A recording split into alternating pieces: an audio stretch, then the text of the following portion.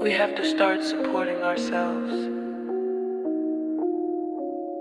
We have to add value to our content and our voices. Hey, hey, haters gone, hate supporters done it. Haters gone, hate supporters done it. Support me your own, don't support one of them clones. I'm really one of them ones, I'm really in my they dumb. Cash app, $sign on box rhyme. Hey, hey, hey, hey. Haters gone, hate supporters done it. Hey, hey, hey.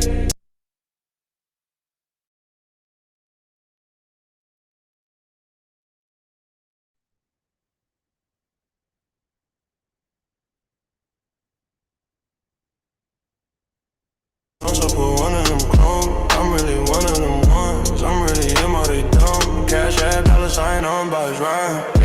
I'm really real one of them. I'm really him, I'm really out here standing on 10. Like and subscribe, thumbs up the video. I'm really real one of them. I'm really him, I'm really out here standing on 10. Like and subscribe, thumbs up the video. Haters gone, hate supporters done it. Haters gone, hate supporters done it. Support me your own, don't support one of them clones. I'm really one of them ones, I'm really in my they dumb. Cash app, $sign on box rhyme. Haters gone, hate supporters done it. Haters gone, hate supporters done it. Support me your own, don't support one of them clones. I'm really one of them ones, I'm really in my they dumb. Cash app, $sign on box rhyme. I'm really real one of them. I'm really him, I'm really out here standing on 10. Like and subscribe, thumbs up the video. I'm really real one of them. I'm really him, I'm really out here standing on 10. Like and subscribe, thumbs up the video. Haters gone, hate supporters done it. Haters gone, hate supporters done it. Support me your own, don't support one of them clones. I'm really one of them ones, I'm really him, but they dumb. Cash app, $sign on box rhyme. Haters gone, hate supporters done it. Haters gone, hate supporters done it. Support me your own, don't support one of them clones. I'm really one of them ones, I'm really him, but they dumb. Cash app, $sign on box rhyme. Please don't. Please support on it. I'm really one of them ones, I'm really him, but they dumb. Cash app, $sign on box rhyme. Cash app, $sign on box rhyme. Cash app, $sign on box rhyme.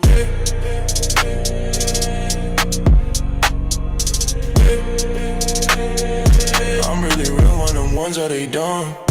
Thumbs up, subscribe, cash app, $sign on box rhyme.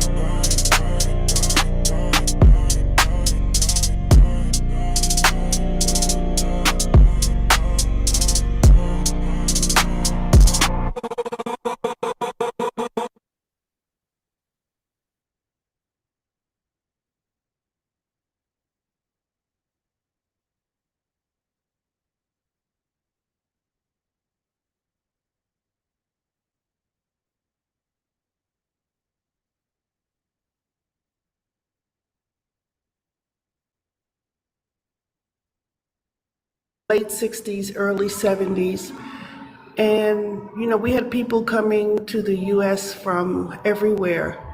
And we had our own student association that had African Americans, Caribbeans, Central Americans, African people just from all over the world, even Europeans that were coming. Okay. And we had a big association, and we'd get together and share foods and things on culture and things of that. And things seem to be okay. And what I'm trying to understand now is what has really changed, because that's maybe 50 something years ago. What has really changed that there is now all of this hostility and hatred and ignorance coming from all sides. I just don't understand it. And for me, it's so sad. Okay, now what do you think happened? What do you think happened? You're a teacher. You should know something. If you've been around Africans and you've been around foundational Black Americans, what do you think happened? Why do you think there's a major delineation movement now?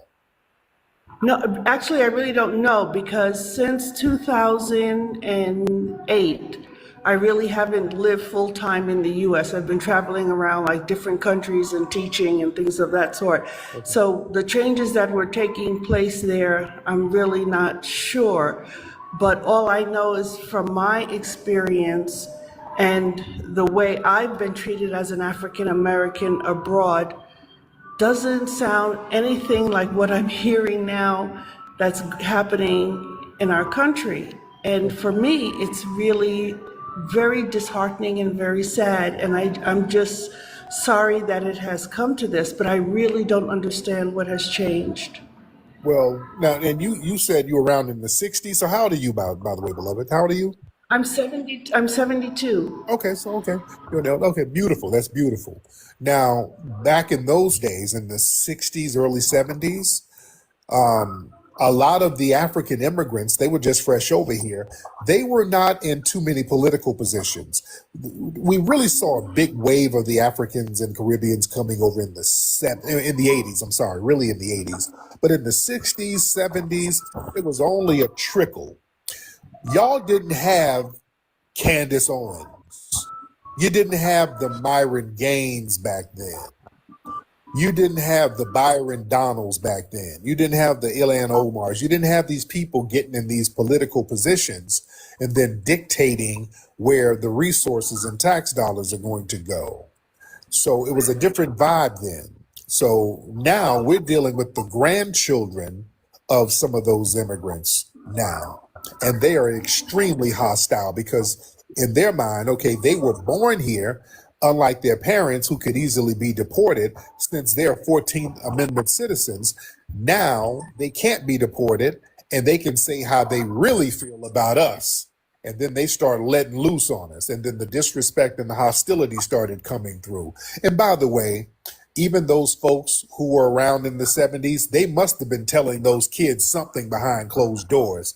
I guess they would smile in the faces of foundational Black Americans and then get behind closed doors talking about, oh, stay away from those Akatas and all that.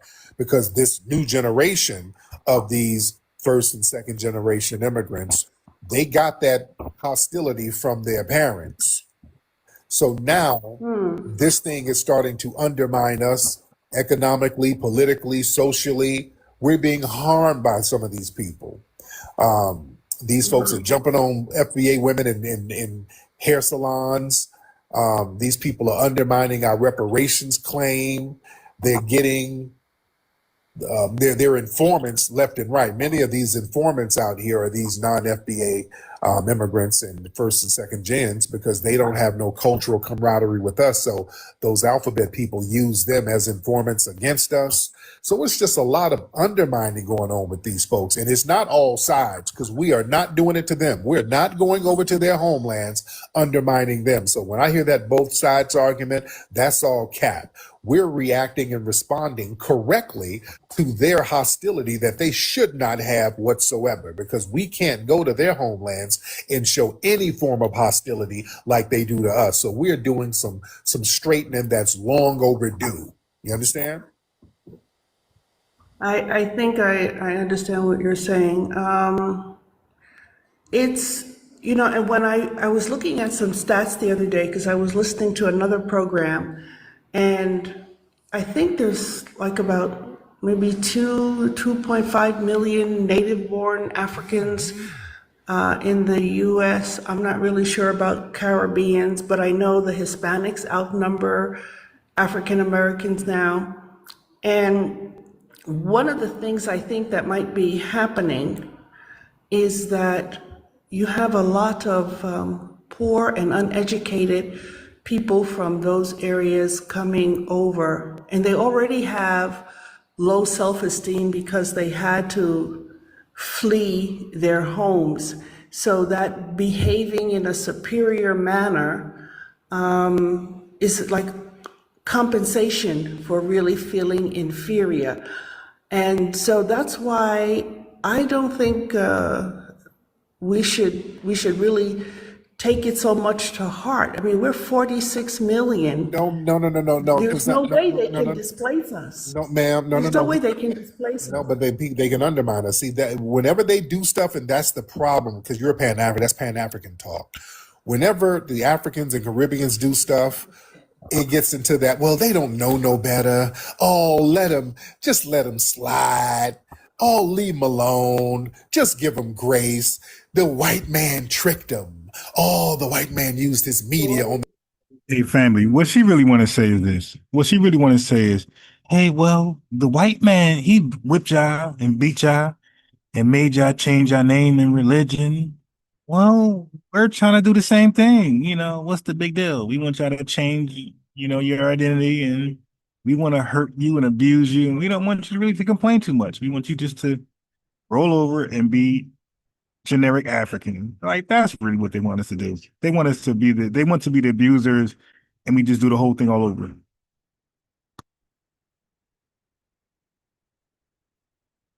Their little colonized minds. It's every excuse in the world for these people's actions. They know better. Well, I don't think it's an excuse. And then she would say all of that. And that's why, unlike Tariq, I just simply say, so they're parroting white supremacy. Like, the white supremacy, how do you feel about us, right? Yeah, because everything you said, ain't that white supremacist talking points? Yeah. Okay. So they coming over here with a white supremacist mindset. See, like, that reverses the whole mind game that they're trying to do to us, trying to make them a victim. I want to say, yeah, but you have innocent, cute whites, right? Little cute whites that won't hurt nobody. They're 10, 15, 18, they're 80 years old. They're stuck in their ways. But they think black folks are the worst. Black Americans are the worst people on earth. They believe in all the scientific racism, all of it. So get them a pass too, because they've been brainwashed by their mother or brainwashed throughout their generations. Nobody's getting a pass, not even your elders.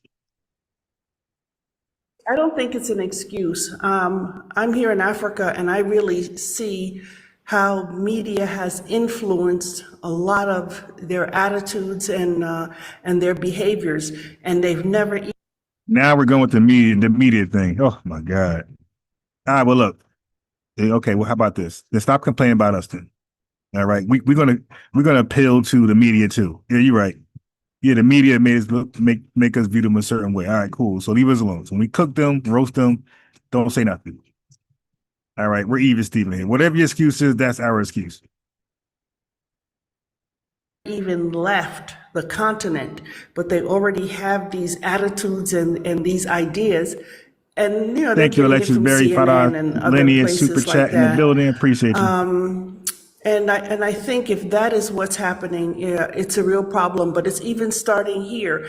I mean, and even what they show on television about African Americans is very similar to what we saw as children growing up about Africans. No. That's in the US. That's not true. That's another myth, man. That's not true. Now, the images Now, by the way, she's an elder, right? According to the Pan-African religion, she's an elder. Anybody can get it. And I'm putting the link up top. And no, you're not able to call in and rumble and rant. No, I'm going to dialogue. Just like when you go on other folks' channels, y'all dialogue. Over here, same thing. We're going to talk over each other, but kind of like orderly. But yeah, it won't be no, you get 5 minutes to talk. No, we're going to have a dialogue. we saw of them, we were the ones speaking against it. We're like, you ever watch Phil Donahue back in the day, y'all old people? You ever watch Pierce Morgan today? You don't get just free reign to talk and ramble. They cut in when they please. Right? Same thing over here. Same thing on their channels. The same folks complaining are the same folks who do the same stuff. Same energy, man. hey, don't show those brothers and sisters like that. We were the ones who uplifted African history. We have all of these African history studies over here in HBCUs and universities. We've been the ones uplifting the history of Africa over there. We got the same degenerate media, but we know not to believe that media. And also this whole thing where they're looking at us negatively on CNN. No, they're not. There's nothing about us that's negative on the news over there. That's not true at all. When you see us in the media, it shows foundational Black American success. Who they see are the Beyoncés and the Jay-Z's. What they see is success, and that is the thing they see the international version of CNN, which is not the same that you get in the U.S. It's different. Oh yeah, I've been over there. I mean, I've been to all over, so I know what they see. So yeah, the images they see of us basically are Black celebrities. You don't see too much. You don't see really negative stuff about us. Hey, hold on, big brother Tariq. Who is showing, family? They be talking like these folks are in a European country, subjected to European TV and radio and everything that we are. Family, those are their countries with their leaders, their politicians, their activists.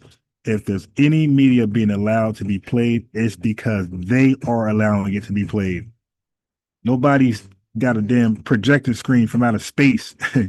Watch this and brainwashing these tethers. No, you guys, whatever media you're talking about that brainwashes them to hate us, they are voluntarily casting that amongst the entire country, the continent for that matter. But yeah, there's no projection from outer space that's blasted onto Africa where they're forced to watch that. Okay, whatever you're talking about, they wanted to play that. They wanted to believe that. They wanted to watch that. In the media over there, you really don't, because we don't do any grand scale things that would garner international attention that's negative. You understand? We don't have no. Go ahead. Like, for instance, when I was teaching in Kazakhstan, I was there for 7 years, and you would see pictures, videos of, Black women twerking and doing all that kind of stuff. And it's on the television. So in the minds of those people, that's how they see. Yeah, I got a little stronger pushback. Ma'am, what television company is doing that? And what country is allowing that? What president is allowing that? Stop. Peachtree Ministries, $20, $19.99. Actually, super chat, lineage love in the building. Appreciate you. Said thanks for your work. Oh, definitely. I'm on it. Exposing Africans and Pan-Africans. Both are booty scratchers. Black women. And I recall the first city that I was teaching in, I was the only Black woman in that city of 130,000 people. And so when men would see me, that's the image that they would have in their minds, even though that's the farthest thing. I mean, by that time I was in my mid-50s. But that's the attitude, but that shapes their attitudes, you see? And so there is that impact, and it's happening globally. So I was just curious as to, how these notions get there. And I don't understand how these people in such small numbers are able to undermine us without white complicity. Yeah. I mean, this come around in cosplay and just coming our circles, dissipating the energy, and not all of them, but enough. Getting into certain organizations like the Congressional Black Caucus, which don't do a damn thing for foundational Black Americans at all, but they do a whole bunch of stuff for immigrants. So that's a problem. They come around us talking about minority coalition, and then we elect these people, and then they get in and don't do anything for us, but do something for immigrant groups. Just like Kamala Harris. Hell, Kamala Harris, Barack Obama. Barack Obama's non-FBA. Kamala Harris, non-FBA. Those are great examples of how people get in certain positions and they undermine us and do the of whole benign neglect against us. And that is a problem. So we don't want none of these non-FBAs to act as our representatives. We realize that these people are horrible representatives of us. They're not going to represent us properly. They're not going to honor our ancestors. So this is why the delineation movement has popped off. It's our job to honor our ancestors. It's our job to make sure the people of our lineage get the correct justice and the compensatory justice, especially when it comes to resources, because nobody else is going to do it, because we sat up here and we tried to play the kumbaya role. Nothing has worked out as far as that. So we're going to have to take control of that. And that's exactly what we're doing. Let me ask you this, beloved. You're married, So right? how do we get them We to get it. change their behavior without us, publicly tearing each other apart? Because it seems like there are a lot of people who just really, that's all they do. Look, we're not interested in changing their behavior, which is delineating. They can do what they want to do. You dig? Because it seems like there are a lot of people who just really, that's all they do. We And don't give a I damn. don't hear At this point, we don't give a damn. We're focusing on us. What we want them to do, go fix your homeland. If you got any kind of hostility, go figure. Myron Gaines, all these people who come over here denigrating us. We ain't gonna do nothing with a Myron Gaines. I don't want you to do nothing but get your ass back to the Sudan, help your people. We're at the point, anybody who's remotely hostile to us, we don't want nothing to do with them. We ain't got to negotiate with them because we don't need them. That's the thing. And that's what they are tripping out about. They realize that we don't need them. You don't really benefit us at all. We don't need them. We ain't got to negotiate with none of these people. They have no bargaining chips. What about the African Americans that are married and have children with people from different cultures that happen to be Black? That's what I was about to ask you, ma'am. I was about to ask you. Your husband is from Cameroon, right? Yes. There you go. So that's why you have a vested interest in Pan-Africanism, because Pan-Africanism, family, that means somebody's in a relationship with somebody from Africa or the Caribbean. People are in these relationships, and you have children that's half Cameroonian and half foundational Black American, right? Yes. Right. How many kids you got, by the way, dear? Just one. Just one. Okay. Right.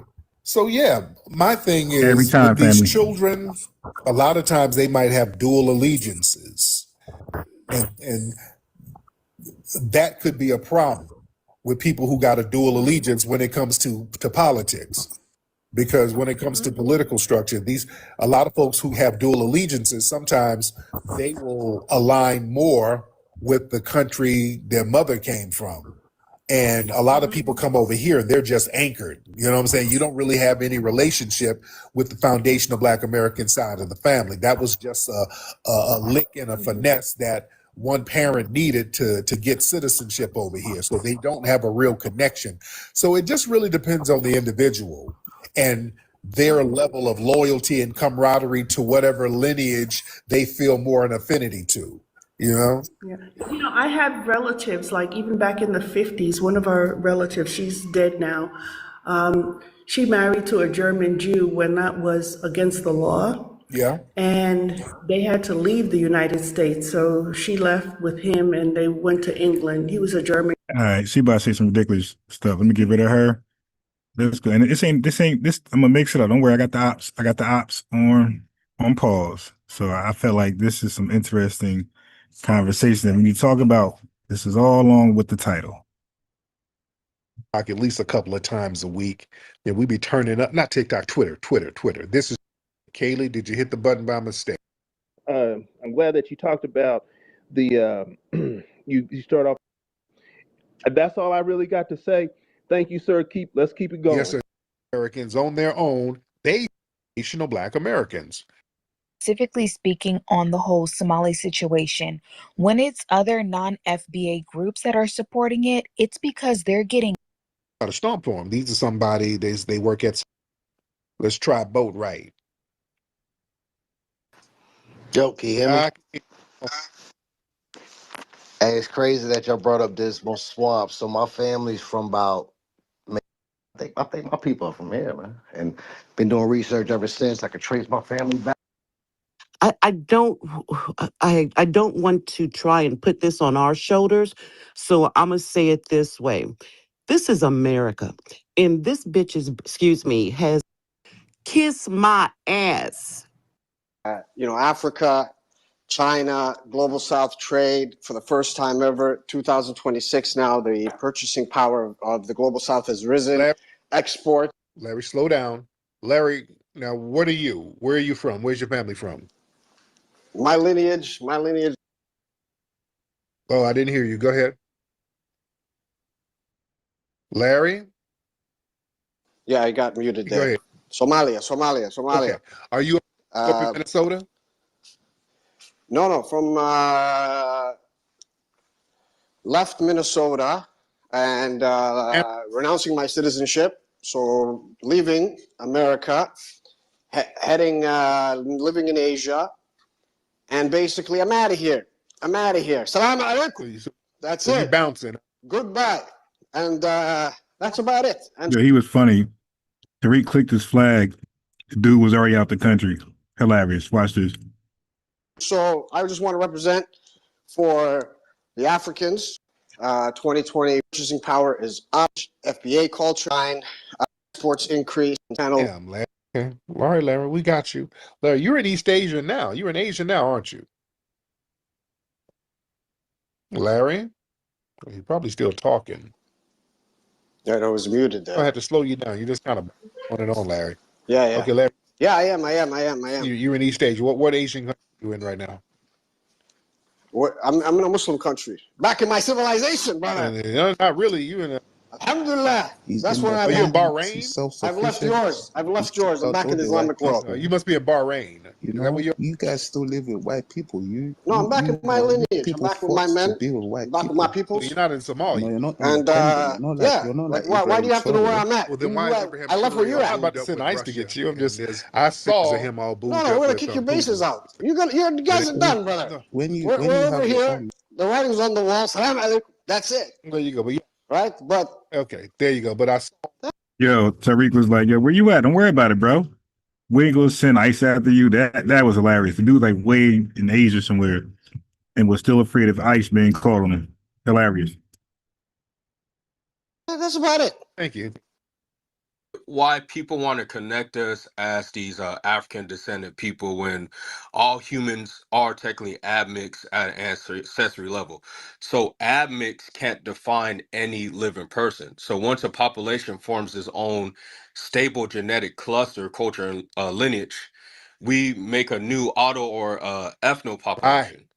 So us, we can't be admixed Africans. We're a distinct group that was created in all different types of works back in. Free ain't saying a damn thing. All right. He's mad that the delineation movement is. I heard you, Paul, but then you disappeared. What happened, Paul? Who you are. That's the truth. You're delusional. So you can't really, you can't really be gatekeeping European clothing. You have your own clothing, sir. Y'all have our own clothes. Y'all got P. Miller ups running around in the dirt road eating. Now he just said we're wearing white man clothes. The thumbnail of these two African tethers, they are actually in the jungles of Africa wearing these clothes. Okay. But they got a nerve to say we are wearing white man clothes. Dude, come on. Bushmeats. Tariq, you can't be gatekeeping European clothing, man. No, you're gatekeeping European clothing. It's old. No, Africans, we have our own native dresses. No, you don't have no native dress. No. You don't have native language. You don't have native religion. You have nothing, sir. You are a byproduct of European colonization. What language you got? Brother, don't worry about my language. Yeah, worried about it because you're talking about this culture that you don't have. You don't have a culture, sir. You're a global fleeing refugee. We're different. Tariq, why do you people get so angry about your reality? You're a refugee and I'm not, sir. You don't have a culture or a homeland. The white people, they erased your history. Don't be angry about it. No. My history is intact, sir. My history is deeper than yours. If your history is intact, what is your native language, sir? English. Come on, man, sir. Are you not embarrassed to even say that? Just English. just like yours. Your native English because you don't have your own letters. That popping and clicking you're doing, you got to use English letters to write that shit. Yeah, I was at work hollering, yo. All that popping and clicking you doing. The only way to communicate that on paper is through English letters. Our alphabet is the only way to write that stuff down and read it. All that popping and clicking you doing. That popping and clicking yours. Are you not embarrassed? Yeah. He's up there with one of the top roasters in our. We gotta do a Hall of Fame roasters, yo. He's up there, yo. And then he said, all that popping and clicking you do, that's in English.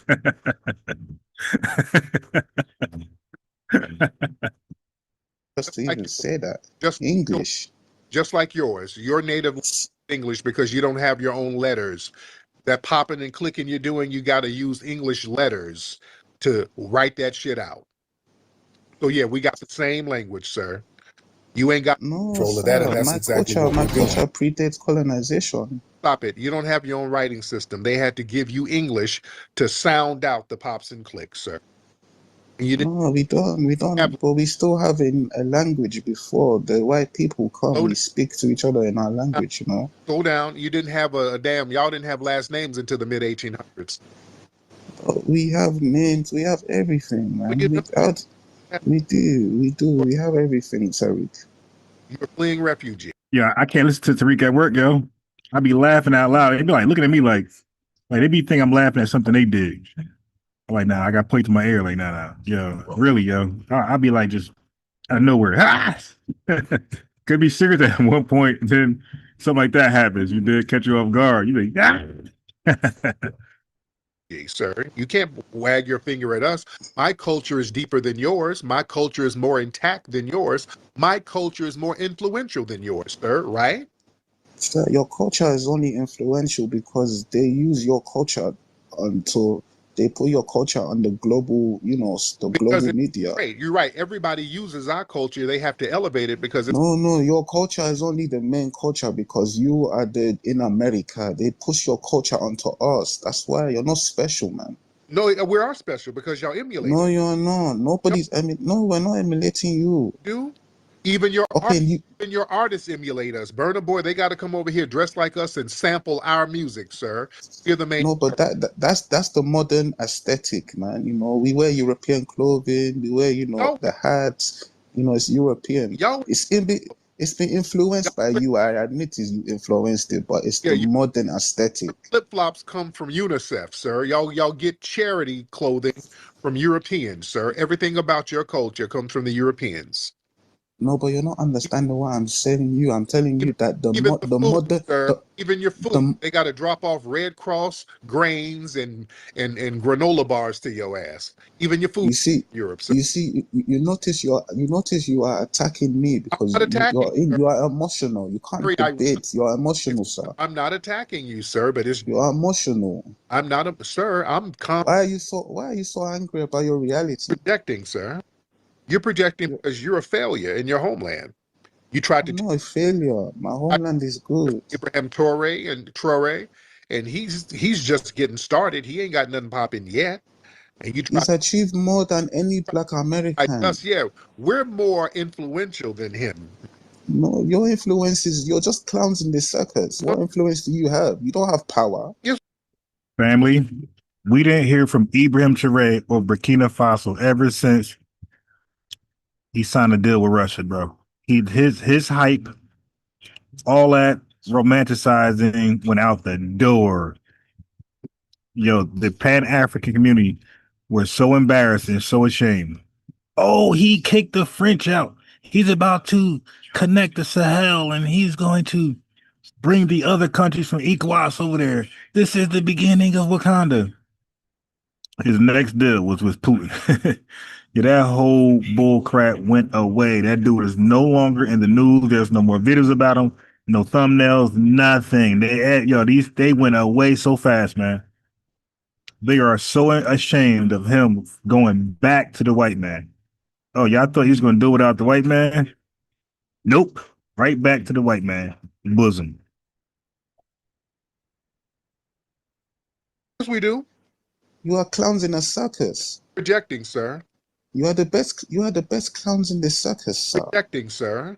You know, like the jester No, in no. olden days. They have a Clown is somebody who's been in their homeland for a gazillion years, and you are shitting on the side of the road. That's a clown, sir.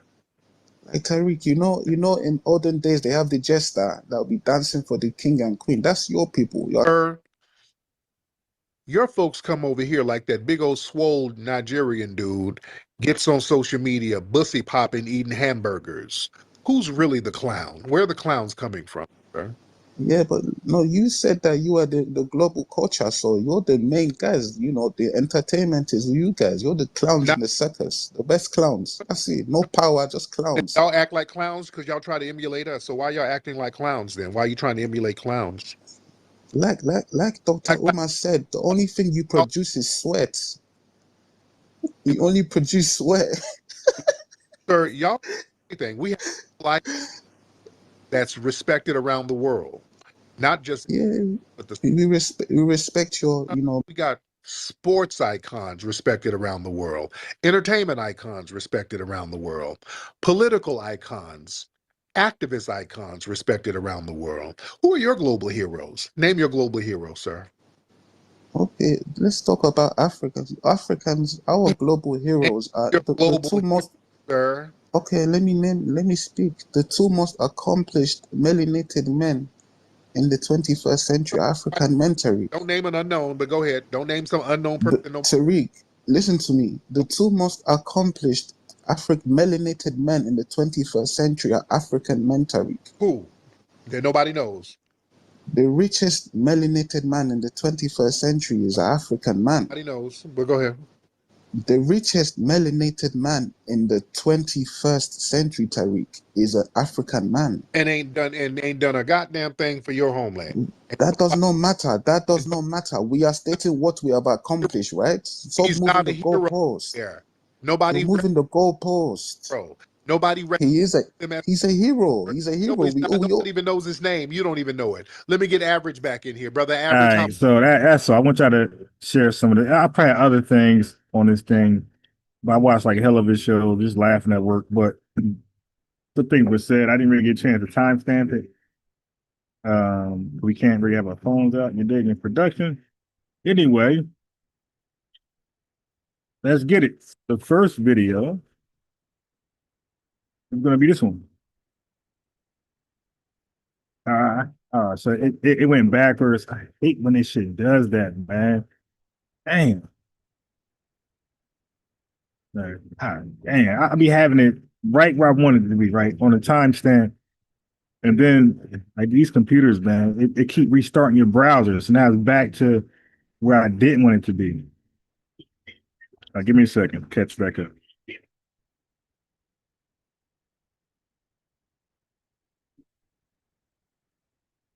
Let me find where my timestamp.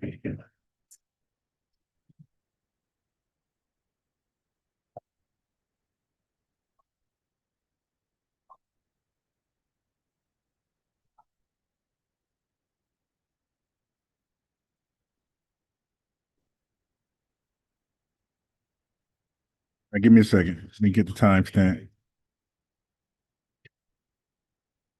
All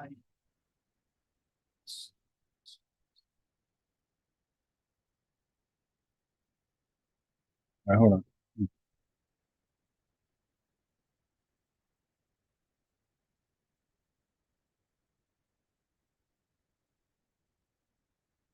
I was teaching pop prior. All right, so this brother, he's going to explain really well how why Pan-Africanism is dead. Now he's another guy who hates on Tariq, way too much, and try to condemn the whole lineage. But I want y'all to hear this part.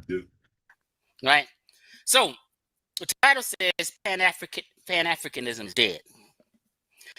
I'm telling you right now, Pan-Africanism died in the late 60s. It's been dead, and it is just a cute phrase an acute sentiment in an ideology. It's not in practice and will never, ever, ever, ever be in practice ever again. It died. Why did it die, Chief X? Let me tell you why it died. Because when Pan-African, let me take a sip of my bourbon. That's called the caboose. Just to piss a few people off. What's up, squad? Why is it dead, Chief X? Let me give you some logic and some common sense science to why it's dead. Pan-Africanism jumped off in the 60s. Some may say earlier, but let's just, in general, let's just say the 60s. Uh-oh, hold on. I got a sweet potato pie in the oven. Let me turn the oven down.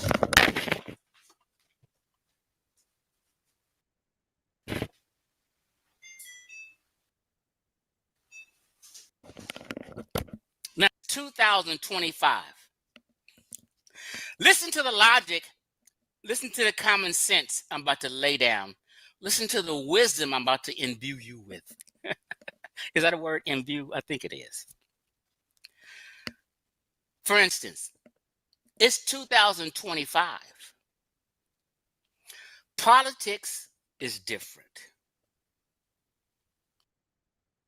50s, early 60s and shit like that, you didn't really have your civil rights. You have your civil rights now. You have every right, every civil right any other decent human American has. No difference. You are equal unless you feel that you're less than. So when Pan-Africanism was in its heyday, it was to unite blacks in Africa, and the diaspora, to fight against injustices and rights of us. Now you have rights. What would be the purpose? You have civil rights. Things have changed. A lot of y'all have married white women. All y'all go to integrated schools. Your neighbors are white, Mexican, whatever. My white neighbor or my Mexican neighbor is not doing any better than I am. They have no more pull than I do. They have no more favoritism than I do. We're all on equal footing, fighting for our families, raising our kids, and minding our own business. There's no one that has any favor in 2025.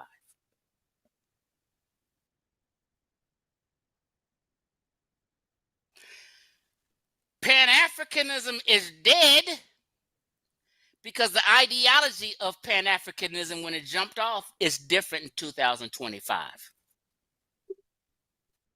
And family, that's what I'm gonna get on tonight. I want to get on. You talk about grifting. How about you know what's real crazy work? Grifting within your own hustle. How do you grift within your own scam? They call grifting when people talk about one thing and then talk about something separate. Well, these folks grifted in their own hustle. And I always pointed out Pan-Africanism in its origin ain't what it is today. They try to redefine it because they're embarrassed of its failures and how it can never be something practical. So great observation right there. Right?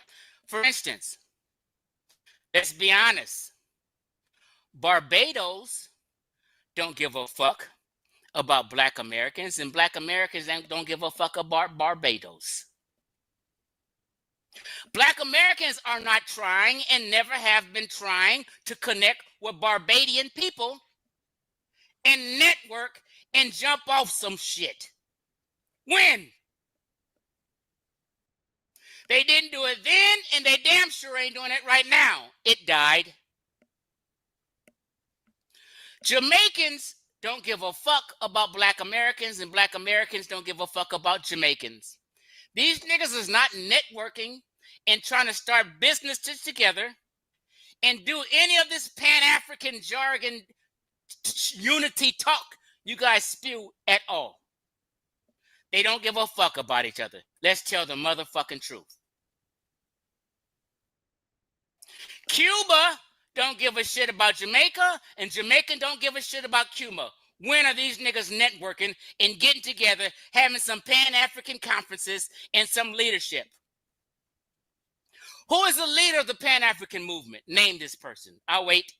Boom. Family, doesn't that sound familiar? Oh, FBA is your organization. You need a leader. Y'all over the place. You need a leader. You need a leader. Wait a minute. Who is your leader other than Umar Johnson that you now reject? Yo, for now on, family, that is the question you want to ask them. Who is your leader, singular? Who's the leader of Pan-Africanism? Is it Libyan Reggie? Is it Moroccan Chef? Is it Ancient Mama Mayat? Sister Sarasetti? Who is the leader of Pan-Scamism? Who is the committee, people, of the Pan-African music? Name one. I'll wait. Or is it Drunk, the God Killer? Who is the leader? Is it JJ from What's Happening? Name a group of 5 people who are in charge of the Pan-African movement or the Pan-African committee. You can't name one. I'll wait. Is it Nutty Professor Small Hat? Who is the act? Is it that Teddy Ruxpin guy? Okay, the Kwanzaa Gorilla. Is it him? Who is the leader? Wait.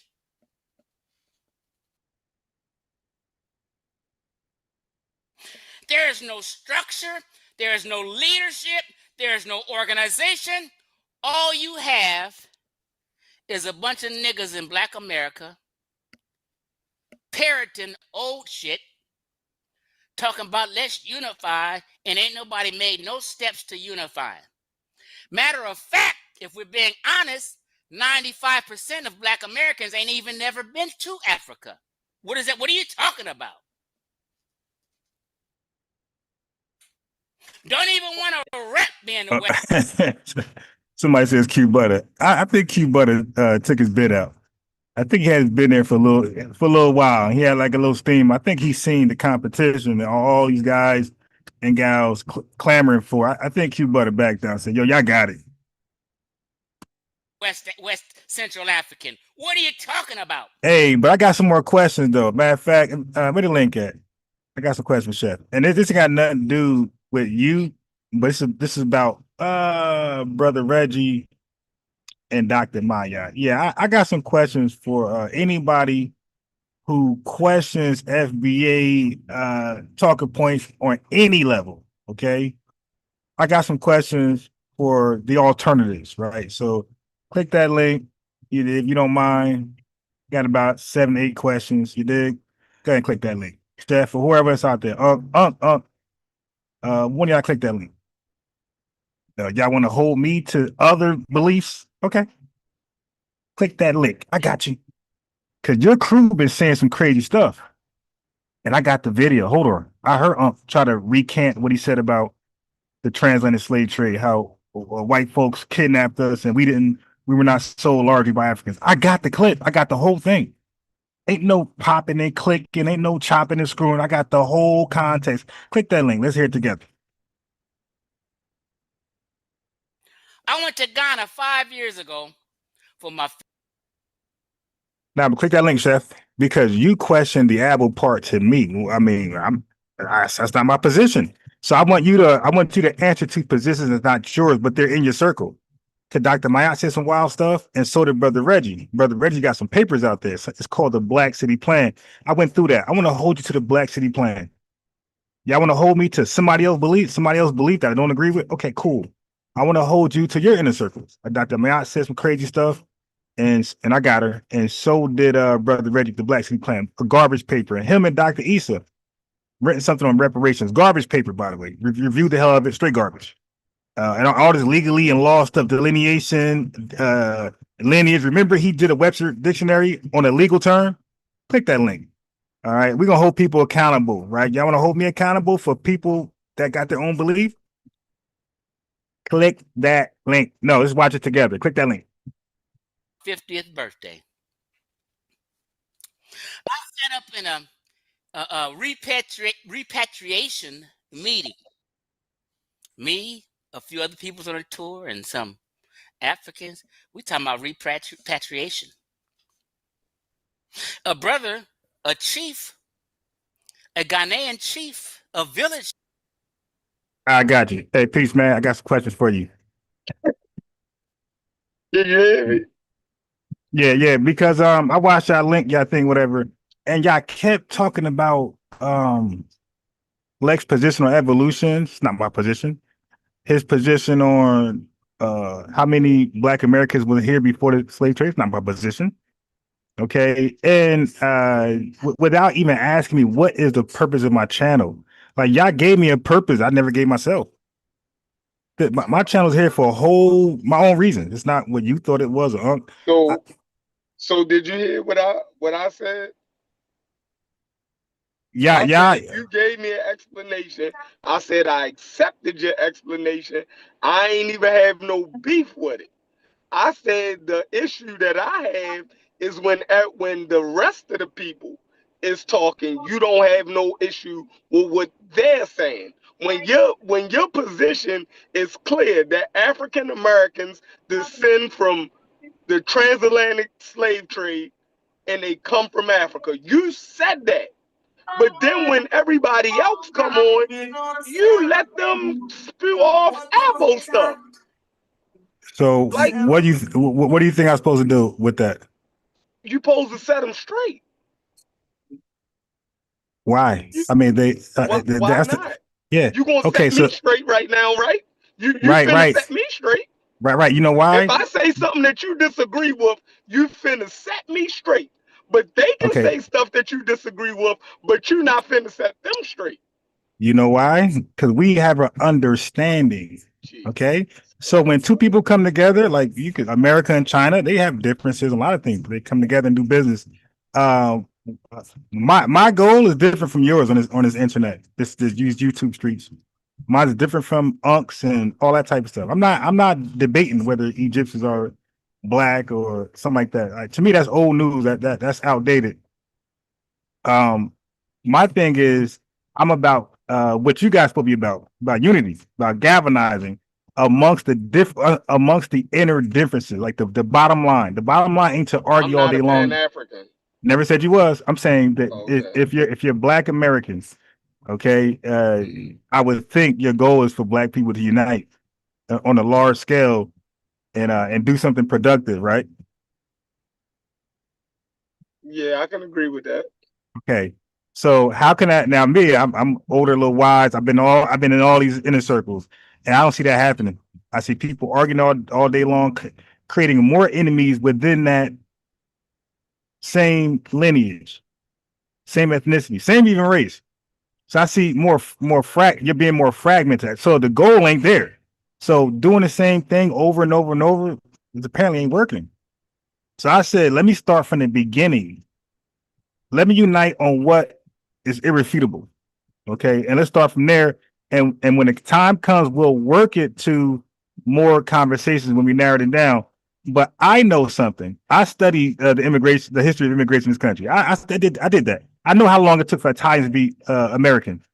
I knew how long it took Jewish people to be American. I know how long it's taken Native Americans to get their respect in this country.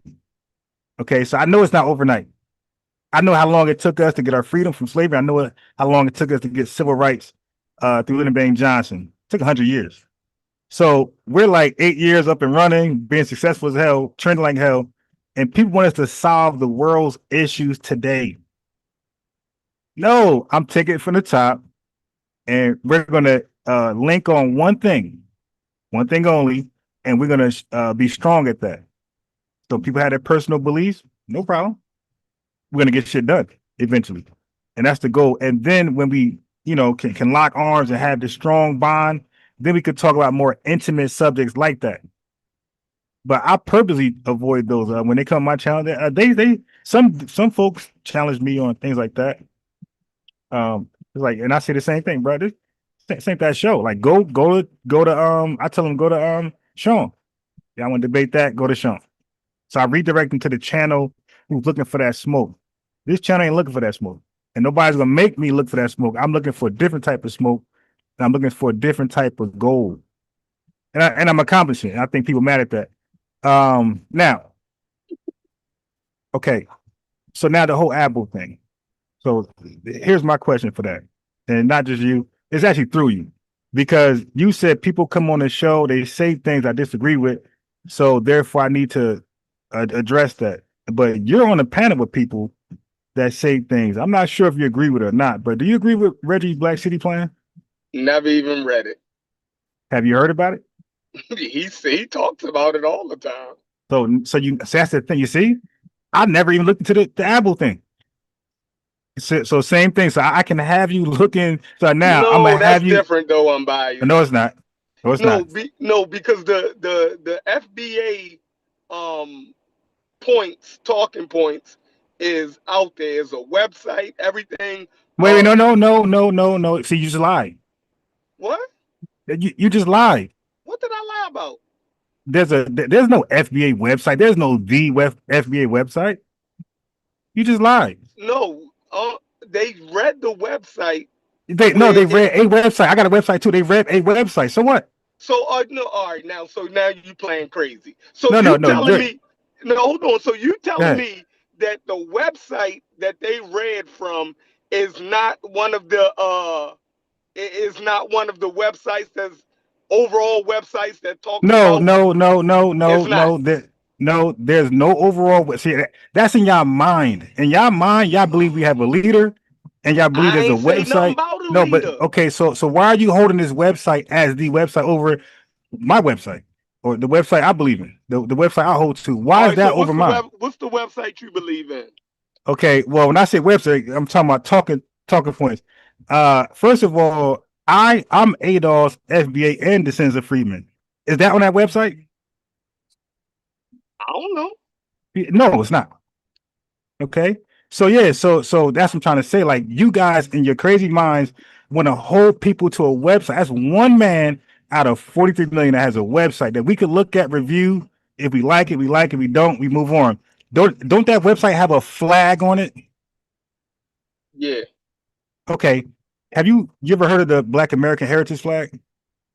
Yes, I did. Okay. Don't you ever see people with that in their background in place of that? So in other words, right. So you see, so that's what I'm trying to say. Y'all make no sense. And I got the American flag. So I don't have those two at all. I got the American flag. So I mean, you just killed yourself. You're acting like this I website. Didn't kill you. Already told me you ain't agree with the ABO part. Wait, but hold on. But let me go back to the website. If the website was king and the website, then people will have that flag over the American, the Black American Heritage flag, and they will have that flag over the American flag. If that was the website. No, that is a website that's respected, and people read it, and what they like, and what they don't, they don't. And there's another website. It's called ADOS Advocacy website. They got stuff too. So now in my chat, because you don't know this, but in my chat, there's people that represent FBA, ADOS, and U.S. descendants of slavery. You know, some of the Laura Abba positions. You don't know that because, and so when I say I'm FBA, I say I'm ADOS, I'm American descendant of slavery, and I'm a descendant of freedmen. I'm all three, and I'm more. So I sum it up by just saying the lineage. Over here, I use the lineage. I say we are of the same lineage. Now let's talk about that word lineage. So Brother Reggie and Unc, and this is where Unc illiteracy takes place. Okay, so when we say lineage, what do you think we mean? It's clear. It's your lineage, where you descend from. Okay, so do you think we're all saying? Let me better ask it. Be more clear. Do you believe we're saying we're all from one lineage? Your descension. Right, I'm saying no, but this is how they pitching it. Right, this is your man's. Okay, and your man Reggie was there too, and Unc is doing it, and he did it with you. I peeped it.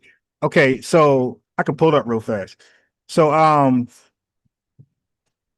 folks is making it believe when we say the lineage, our lineage is one line, and we all have the same grandmother, same mother, same father, same cousin, same uncle. Like that's how they pretending. That's how Reggie argued it, Onsaneta, and that's how Unc presented it with you.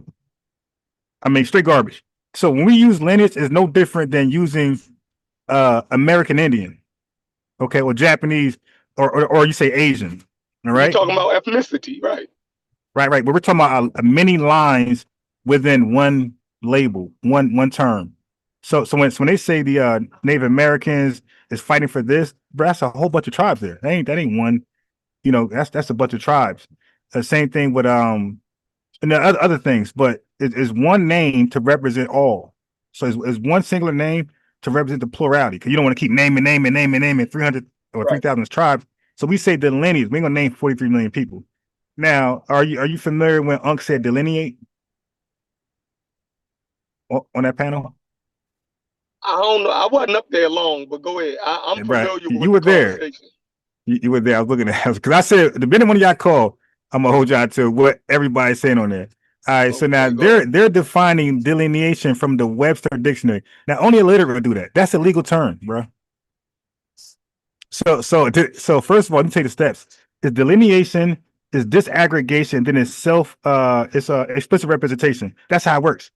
So the group first identifies themselves from everybody else. That's delineation, and then they start to put it on paper. You know, say, hey, this represents for this. So you'll see African American, but then after that box, under that box, it'll be more specific. Haitian, Black American, you know, whoever else is under that term Black. That's called that is disaggregation, and then it goes to explicit representation. When you become more clear on exactly who you're speaking to, it's not the whole racial term. I told you Black was a racial term. Y'all ain't gonna believe me, but y'all can't do nothing with that. That's what it is. Black is a racial. Look it up.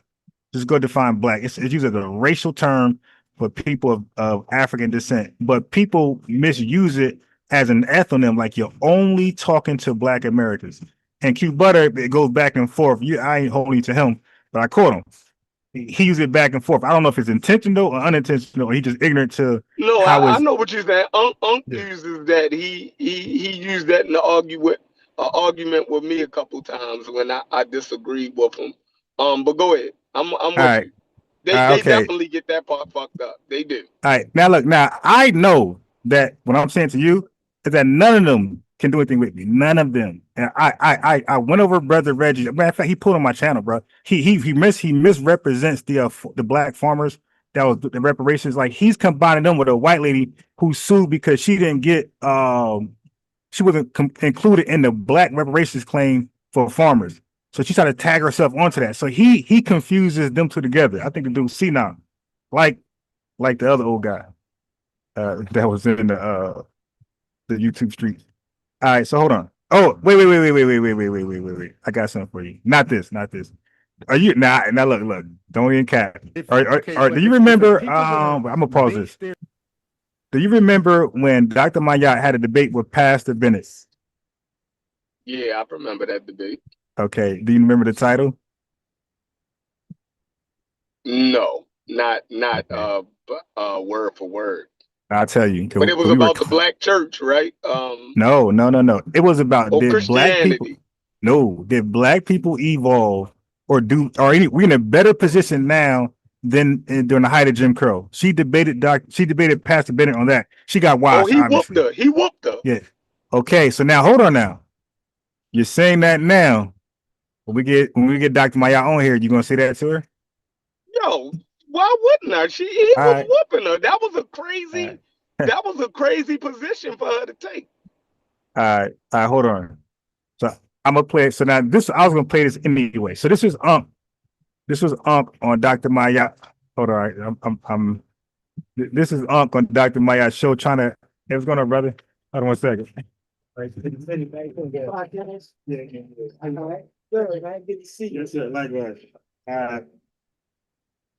Yeah, I'm out here. Y'all know how I do. I'm out in the public. All right, so this is Unc, Laura Abba, and this is my opinion on Dr. Maya.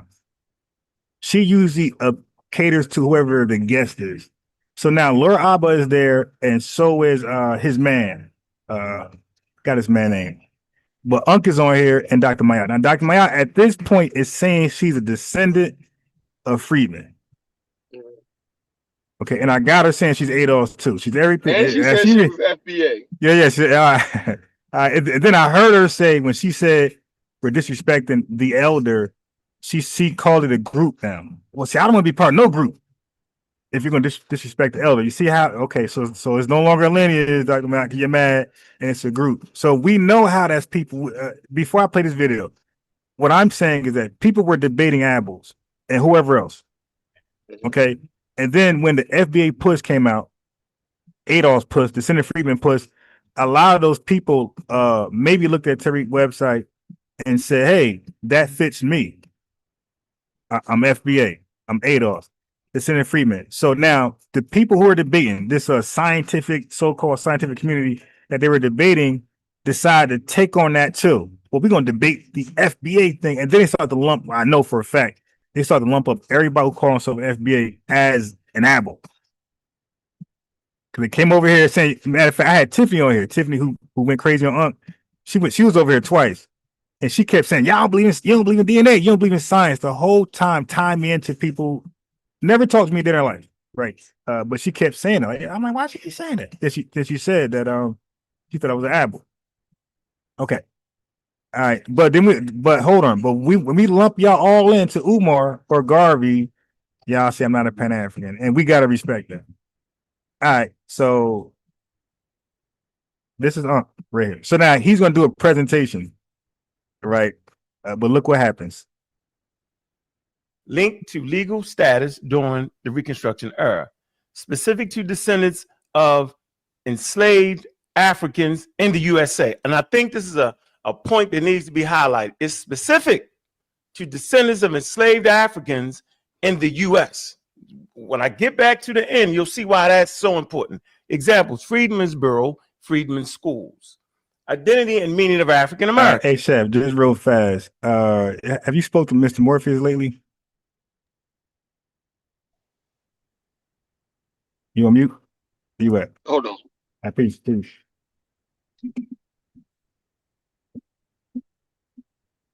I speak to who? Who you say? I want Sosa to call in too, because he was saying some crazy stuff too. Have you talked to Mr. Morpheus? Mr. Morpheus. No, I don't talk to Morpheus. Okay. All right. So him and Reggie was trying to like do a podcast, and Reggie didn't want to embarrass him, but they was speaking on the freedmen. I'm sure you're familiar with that term, freedmen. I got it on there, right? So now let me just say this, and you let me know if you agree. Freedmen are two different people. You got one group who were enslaved by white Americans, and the other group enslaved by the 5 tribes, right? Mm-hmm. Mr. Morpheus didn't know that. So he was arguing that we were the fake freedmen, Black Americans, because the real freedmen were freed by the five tribes. So Brother Reggie kept like trying and then he finally like was trying to explain to him, but he didn't get it. He didn't know that what Unc just said. They There was a freedmen. Blacks and they fought with the Confederacy. Who's that? The was it the 5 civilized tribes? Yeah. So the thing is, but he didn't understand that the people were enslaved by Native Americans. They're a separate group of people from the people that were enslaved by white America. So you got two different freedmen groups. He didn't know that, and he was saying that when Black Americans call themselves freedmen, they're stealing. They're like tethering on it. It was embarrassing. Yeah. He don't know that it took another 11 years for the United States to go into the Indian territory and get them to emancipate the slaves. So even after 1865, we were still held in bondage by the Native Americans because they wasn't under the U.S. Constitution. I think they actually had to pay them to let us go. Yeah, and like the native tribe, they end up giving like land a lot and things like that, right? And you got Sarah Rector who became a millionaire with the oil on her land because they believe they gave her like the worst part of land and hers was oil rich. She was a millionaire immediately. Crazy. All right. So now look, it's called Identity and Meaning of African American. So he got this whole presentation set up, right? Look what happens. A broad cultural, ethnic, and racial identity for people of African descent in the U.S. Okay, so you can get to the U.S. and you be classified as an African American, no matter where you come from, right? Caribbean. And watch this. Encompasses descendants of enslaved Africans and immigrants from Africa and the Caribbean. It's an emphasis cultural continuity. Go ahead. What were you saying, Doc? He killed this. Yeah. She gonna kill it worse. Yeah, she's gonna highlight it. This I'm trying to say, like, bro, you gotta slow down, bro. Like, you need people to vet your stuff, bro. You out here making a fool of yourself. Now, look, now I could say, hey, you gotta check your mans. You know, I could hold you to somebody else, and that's all I'm asking. No, I should not be held to somebody else's research. No, but I can tell you when I disagree with them niggas. It ain't like I don't argue with them. You feel me? And if they say something that I disagree with, I'm on that biscuit. Yeah, but like, that's it. But y'all channel is based on that though. So you expect a channel that's birthed by that to do that. But other channels that are just trying to keep the peace, like, hey, you know, all right, whatever you get into, that's what you into. And but so there's a greater goal. Familiar, right? But you might not be familiar. Me and Unc beef for 3 months over African slavery and the slave trade. We beef for like 3 months.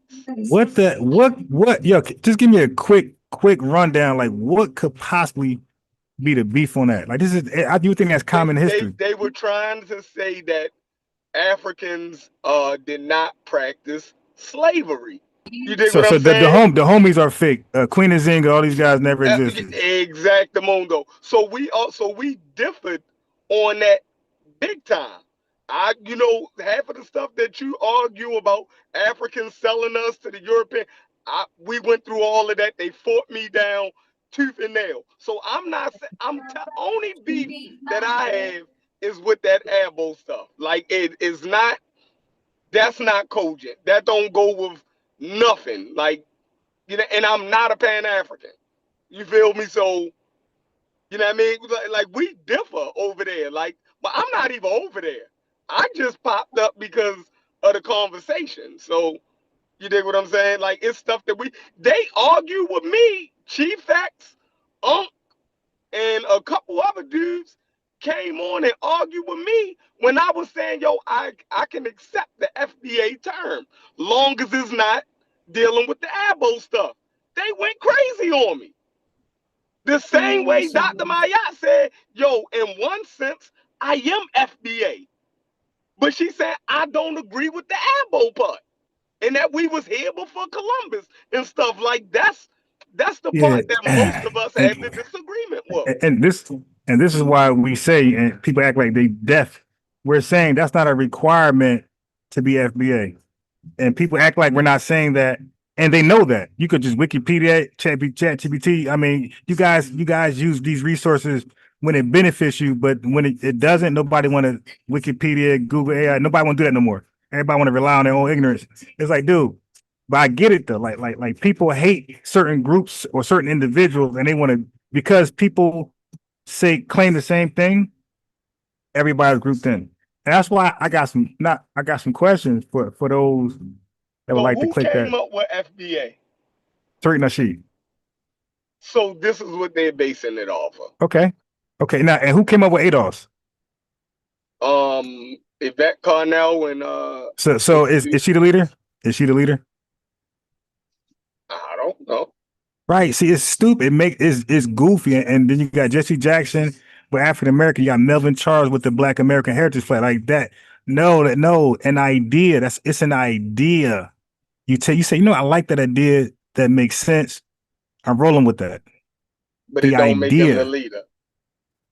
Over an idea? It don't make Jesse Jackson the leader of all African Americans. I agree. Right. So when people argue, again, they could just Google, Wiki, all that stuff. They don't want to do it because they want to be right, but they're on the wrong side of history, and they get cooked on these panels. The Wannabes and myself and ex-architect, like they die on these panels because they will hold that position, and we know how to articulate and express those ideas very well. So you're not getting over it. Ain't no flim flam. That's not gonna work. An idea, and you take an idea, don't mean that you're the leader. Like a lot of us sag our pants. We dress a certain way because it smells idea. We say cat. We say no cat. This is my idea.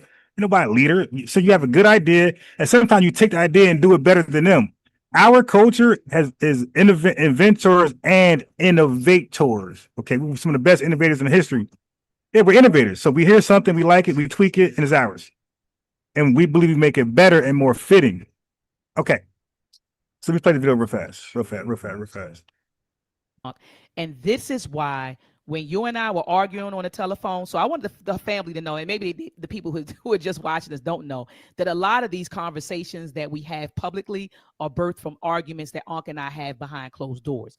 This is why when you and I talked, I said, Unc, you don't think we should throw the term African American away? No, we shouldn't throw it away. I said, Unc, it's not specific to our lineage here in America.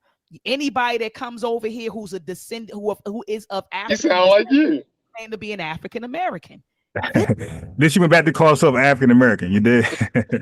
so I'm saying, like, listen, bro. I went back and watched. Like you right there.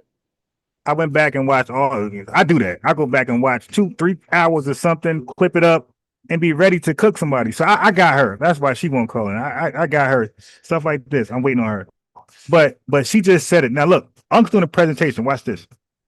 This is why I said I do believe that we should have a name that is specifically for us.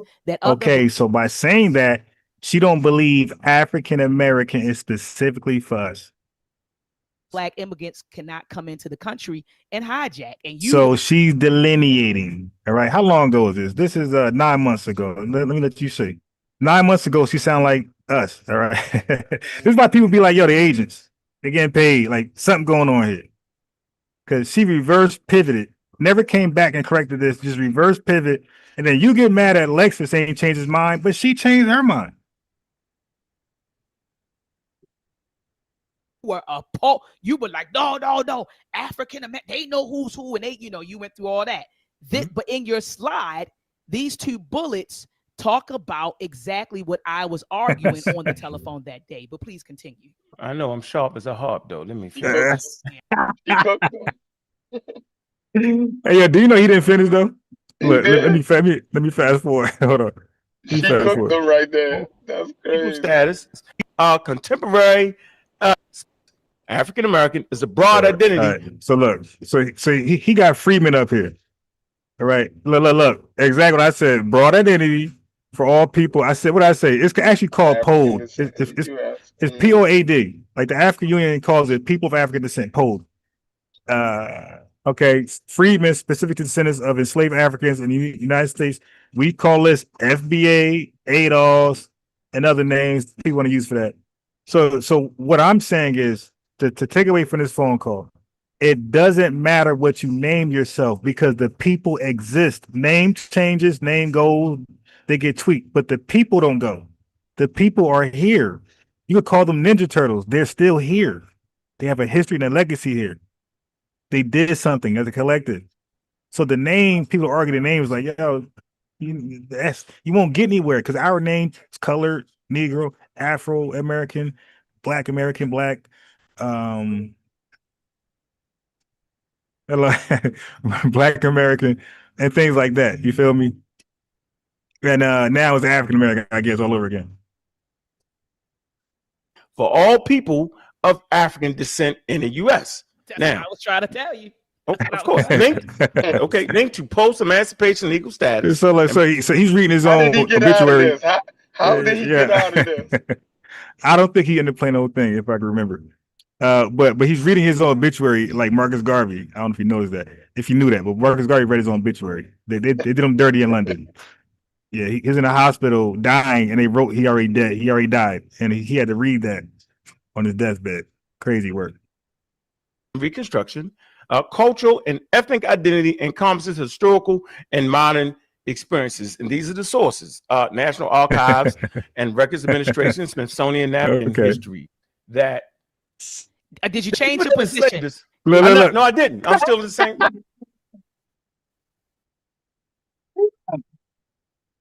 She comprehended what you comprehended, what the chat comprehended, all together at the same time. Like, dude, you just cooked yourself, and he said, "I'm not changing my position." All right. So, Chef, I was going to say this to you.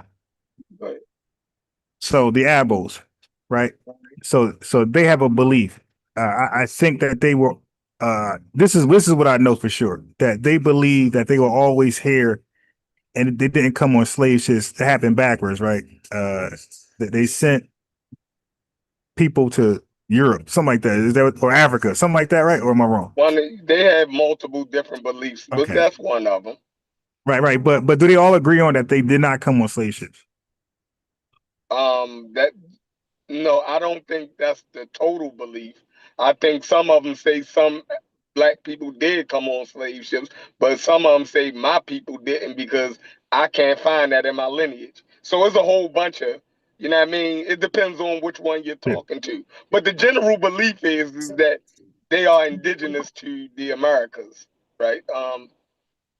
And Okay. so that's the general belief, and it's mixed up. It's different beliefs all in there, but the consensus of what I've seen that they believe is that the misnomer African Americans are, native to America, and they was always here.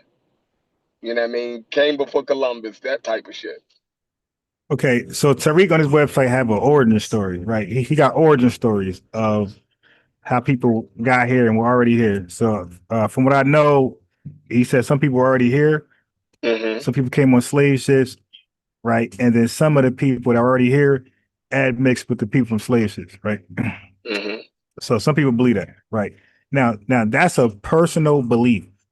That has nothing to do with an ethnogenesis that happened in America, because that's a fact. That's something that happened with real people. Now, belief is separate. People can believe they came from Planet Risk. Doesn't matter. So what I would say is this: you will argue, that a lot of them did not. They were not always here. They came on what, slave ships, something like that. Yes, the transatlantic Okay, slave trade. got it. So now, if a requirement to be FBA is to come on through those slave ships to this country and experience chattel slavery, Jim Crow, Black Reconstruction, and those people experience that, even though they believe they didn't, aren't they still FBA? Yeah, they would still be a part of the group, no matter. That's why I don't argue it. You could be in the Yeah, Nation of Islam and right. Okay. believe you Asiatic black man. All right. So, but that's why I don't have to argue, because like, yo, either way, whether you're true or either you're wrong or right, you're still FBA. So that's how I came to that. Like, why I'm debating about that. My thing is to galvanize people within the lineage. So your personal beliefs, it don't, it's nothing. It's nothing over here. Are you FBA? That's it. And I tell them that. Oh, I always been here, bro. I get that. Are you FBA? And once you say no, you're done. You got to move around. But Okay. see, no, I know I get you, but I argue that I'm FBA, but I make a clear distinction that I ain't got nothing to do with that Abo mess. Like, and That's that fine.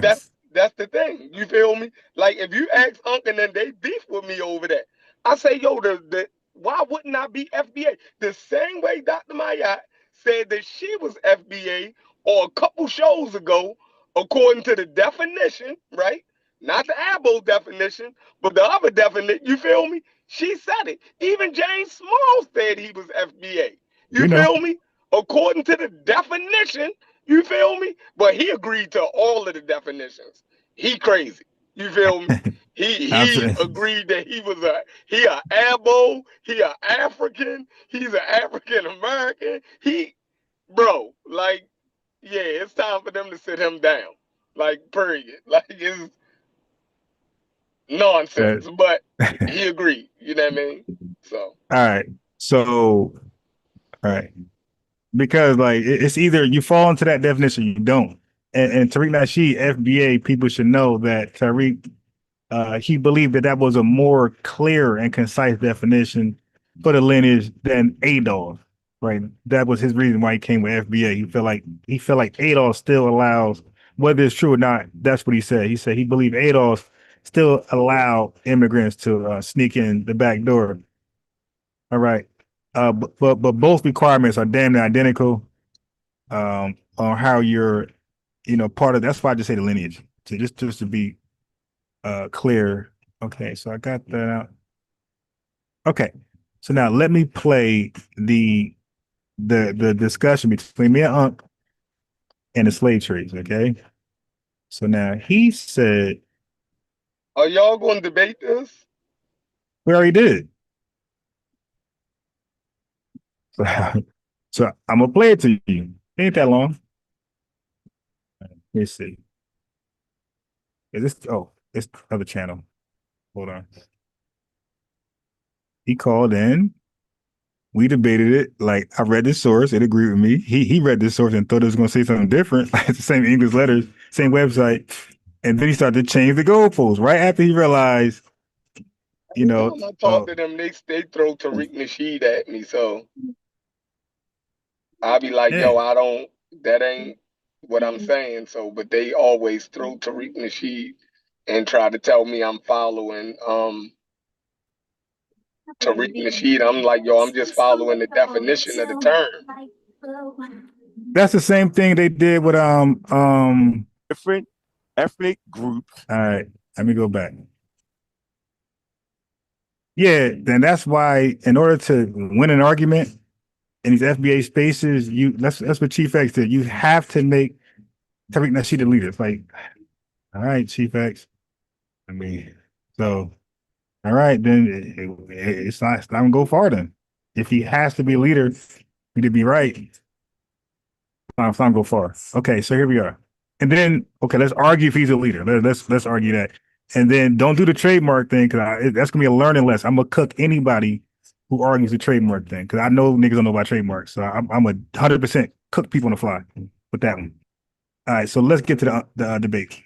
Yeah, we do that. We can ask AI for sources nowadays. We ain't got to go do it ourselves. Read the AI, and then we want to make sure that the source back up what it's saying because AI be dreaming sometimes. I get it. This guy, Wiki undefeated one year, next year Wiki is defeated. This guy, and yeah, when people are wrong, that's why I say, listen, I can't argue for other people, but when I debate, the internet always or usually agree with what I got to say. It's when y'all Google behind me, it hardly disagrees with me. Hardly, it usually is on my side. Okay, right. Sure. No, yeah, but they give you sources though. You can ask for a source. The sources don't match up at times. You gotta fight. Sure. Don't play. Come on, bro. We do this for real. Again, I don't know what version he got, but I got a paid version, so that free stuff is different. Okay, we do this for. We don't just chat GBT. All right. I'm gonna use the same. No, use chat GBT, yo. Put it in there and read it to us. Thank you. I got you. Thank you. And I want to know what the question you ask it. Cool. So it's called African slave trade. Let's go back to the debate so you hear what we're discussing. Crazy Christian gang. That's the Christian gang, right? Yeah. Yeah. Okay. Do you know how unsuccessful the Dutch? I'm bringing from the top. And we start right here. Now. Go ahead.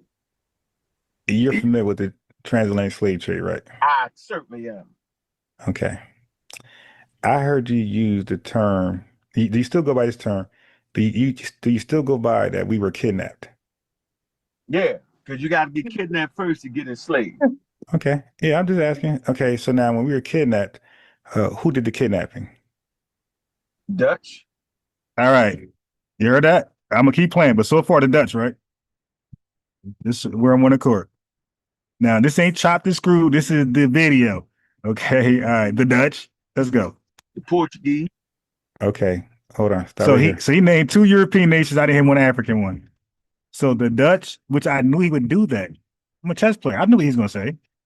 I was like, I got him. So, brother, you said you're not into pseudo information, right? No. So you saying that the Portuguese? Okay. All right. Now I'm gonna share my screen this time. Are you familiar with slave raids in Africa? Yeah. Yeah. Okay.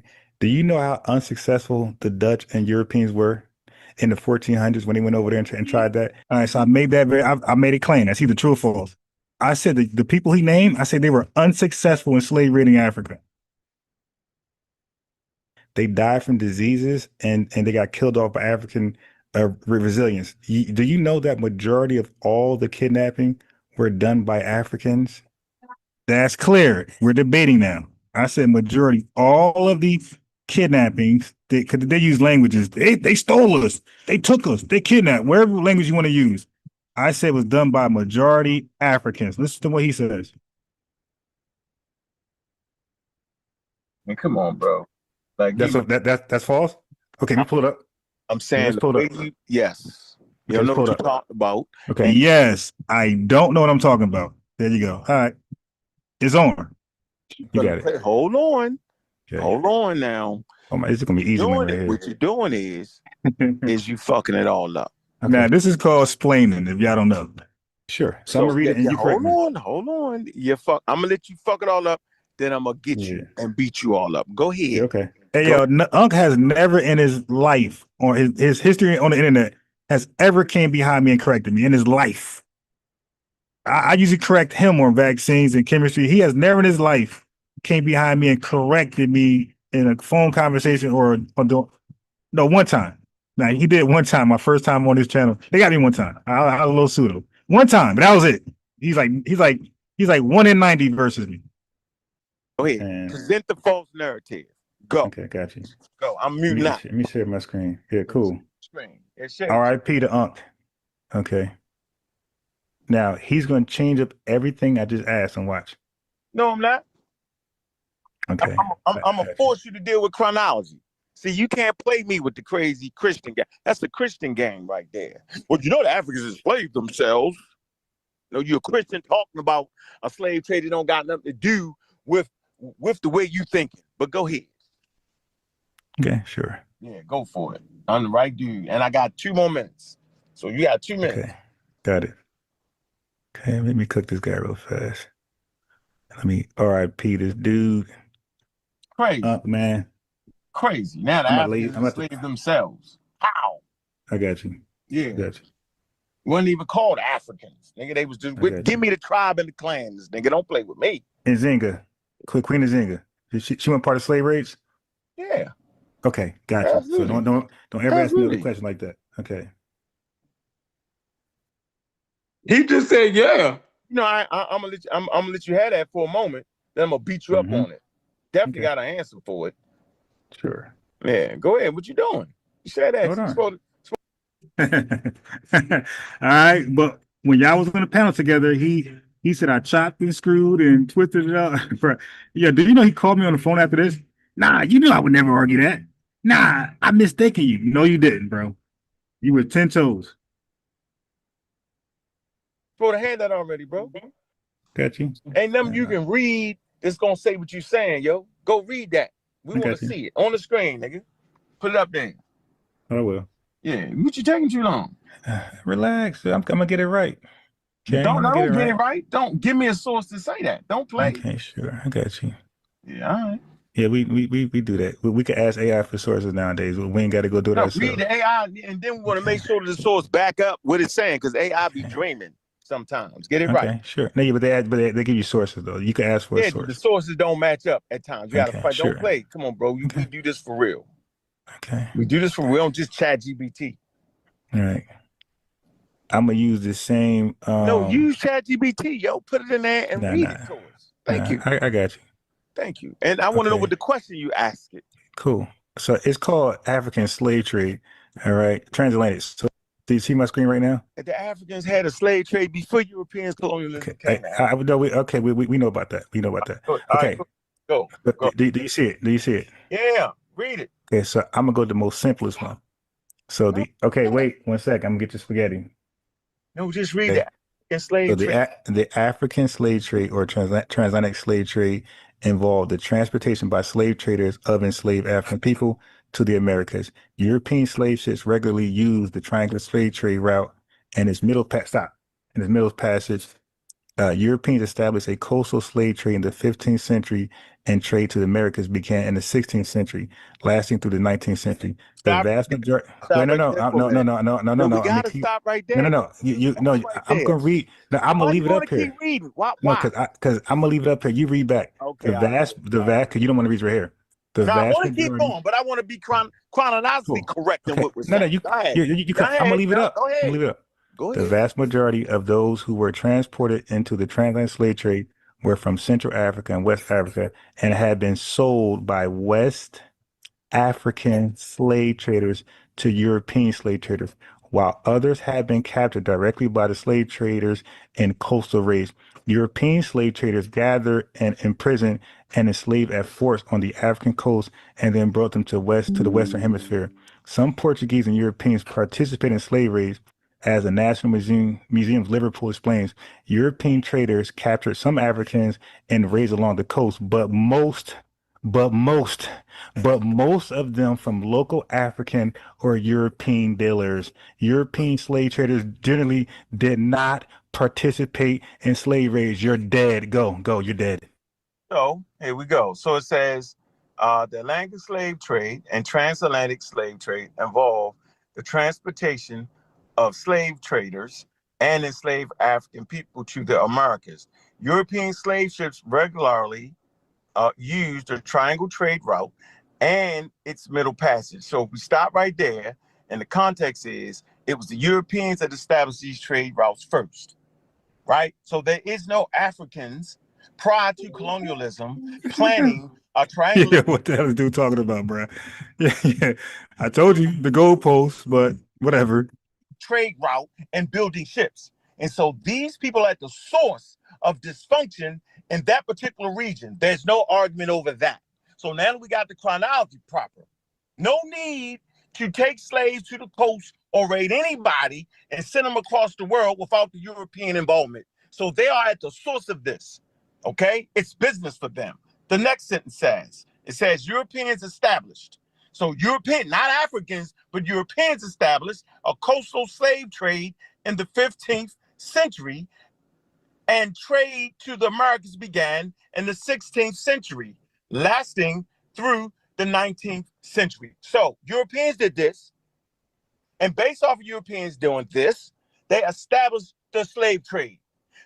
Matter of fact, what most people don't know is that these particular Europeans, right, they put the whole African trade in dysfunction.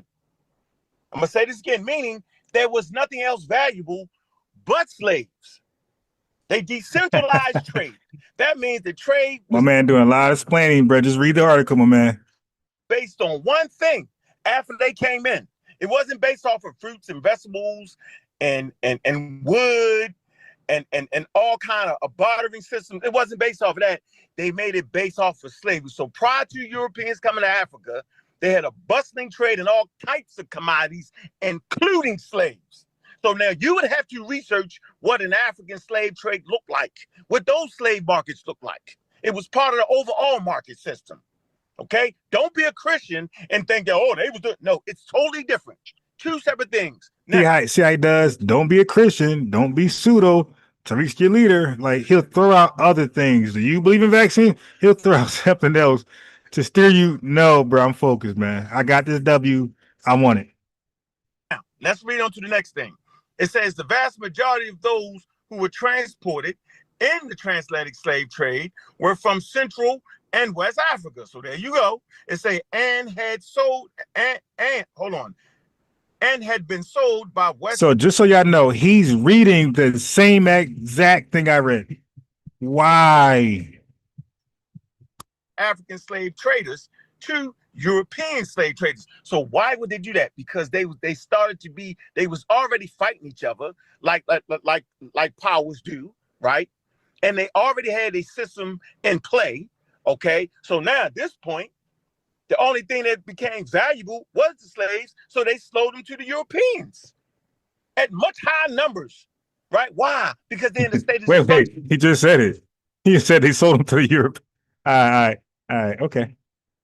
At this point, Europeans are coming in to take their land and take their kingdoms, misuse them, pitting each other against each other. So that's all part of the game. We're not going to run away from that. And we're not going to run from the fact that they... All right, so he's arguing they were not fighting with each other before Europeans. He just said that. So you're not... What Europeans did was they inflamed and encouraged more infighting to get more, people sold to them. But that infighting was already there before Europeans got there. They did sell Europeans as slaves. Why would they sell Europeans as slaves? Because their economies had fell. All right, so now he did Ottoman Empire. He's like way before... What we talking about? This is. I could say this is y'all leader. Y'all see Tariq's my leader. Oh, I could say he's the leader, yeah. Why did the economies fall? Because the only thing you could trade that was valuable was goddamn Africans. because Europeans, not Africans, decentralized the trade in Africa. So that's the only game left in town. So for their survivability, food, clothing, shelter, the main trade was in bodies. That's just what it was. Reading? That's just what it is. So you let's get to the last part. Hold on. I'd encourage him to keep reading. Like, dude, don't talk me to death. Go get that.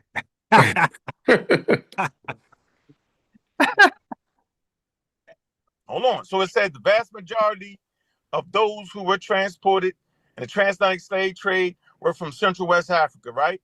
It say and have been sold by West African slave traders, right, to European slave trades. I agree. It say while others have been captured directly by the slave traders on the coastal raids, European slave raiders gathered and imprisoned the enslaved at forts on the African coast and then brought them to the Western Hemisphere. It says some Portuguese and Europeans participated in slave raids. Okay.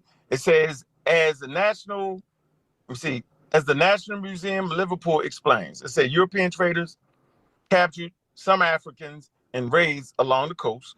It say, but brought most of them from local African. Oh, African but brought said most of them. Hey man, what can I say? Dealers. See, African European dealers. But they were African. Look at it. Yeah, he's trying to wiggle his way out of this. Look, he said the word. So he's reading African, and all of a sudden he understands what an African is. Chef, watch how he check out. He's gonna try to act like he don't know what an African means anymore. Watch this. It's a man, African or African European dealer. So what's the African European dealer thing, yo? Read the next sentence and you'll get it. Okay.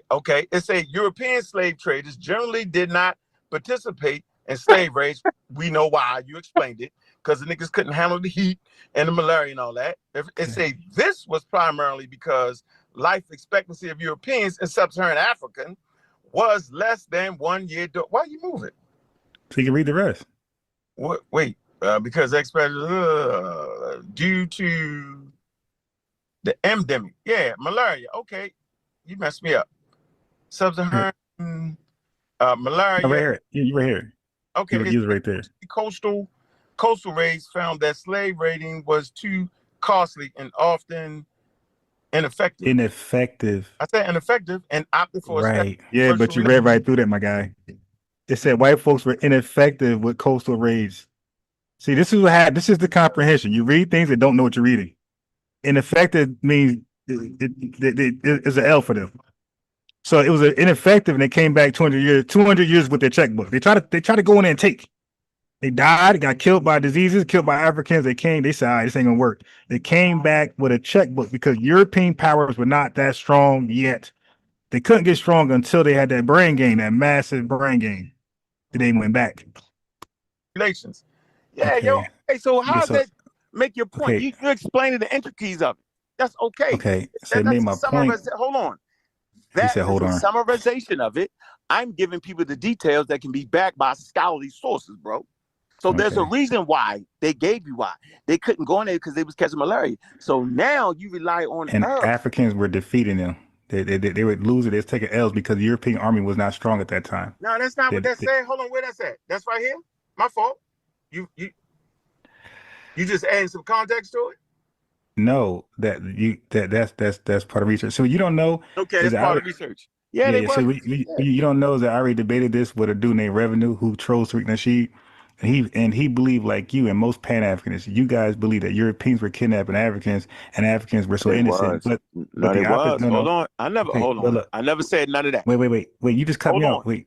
Okay, but I never said that. So I gotta cut you off on that point. No. I never said that. But go ahead. Okay, cool. All right, go ahead. So this is a key word right here that you kind of just skipped over. I ain't skipped. You moved that thing. That's when you moved the shit. It says European slave traders generally did not participate in slave raids.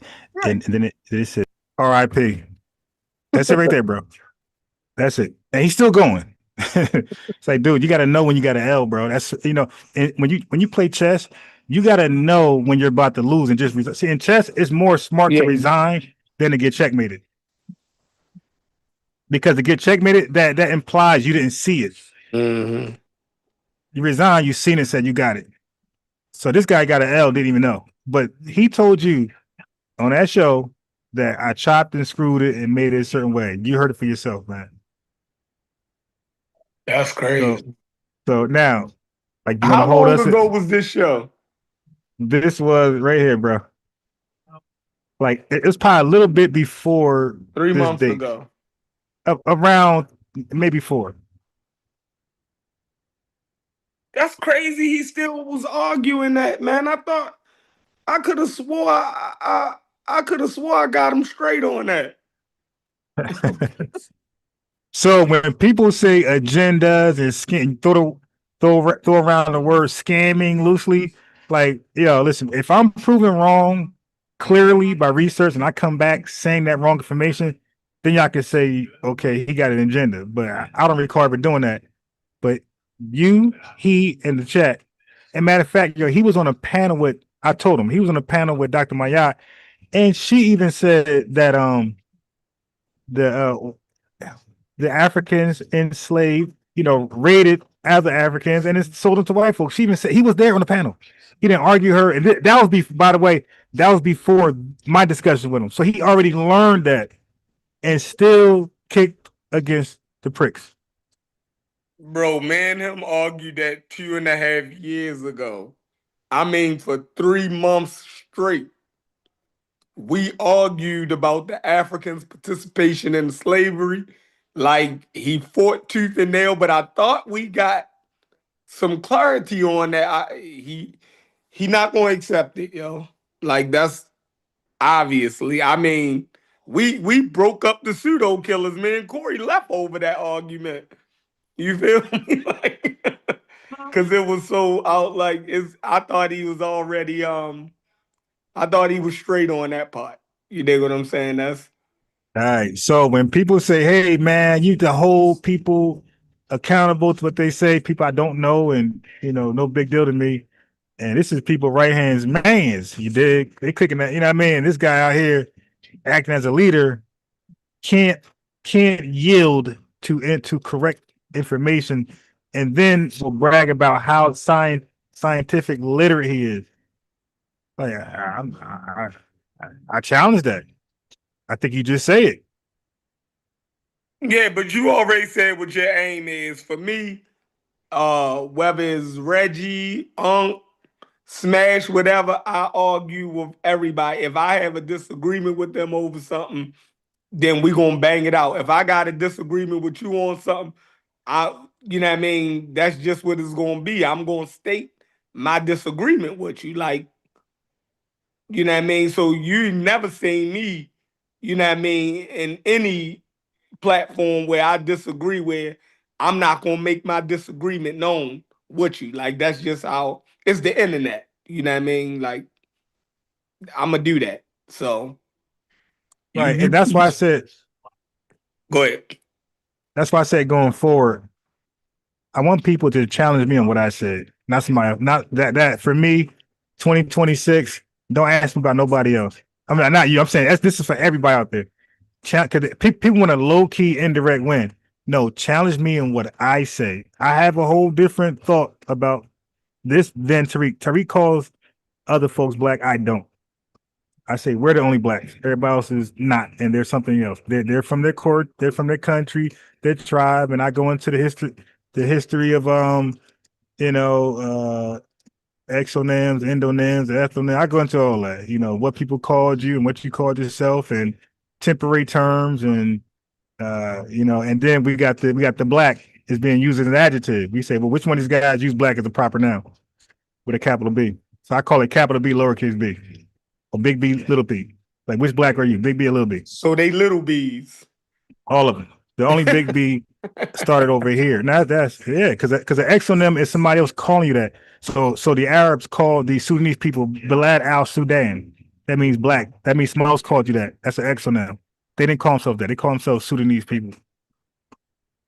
So that's an exonym. So we're the only people. So now at one point, Arabs So and white now folks they call themselves Sudanese, though. Yeah, so what do you do about that? No, but they don't call themselves Balad al Sudan. Like that, you got that whole thing is the black. See, that is called the black Sudanese. Yeah. So, but somebody called them that. They already had a name for themselves prior to that calling. Yeah, but now they call it, they identify as black with the name No, Sudan. nah. Sudan is a country in Africa, and that has nothing to do with an ethno. It's nothing to do with them. Like there's a if I type in Sudan right now, it's going to give you a definition. Okay, it ain't going to say what you just said. It's going to have its own definition of why that place is called Sudan. So why Okay, is it called the Sudan? let's look it up. So now, we look at it.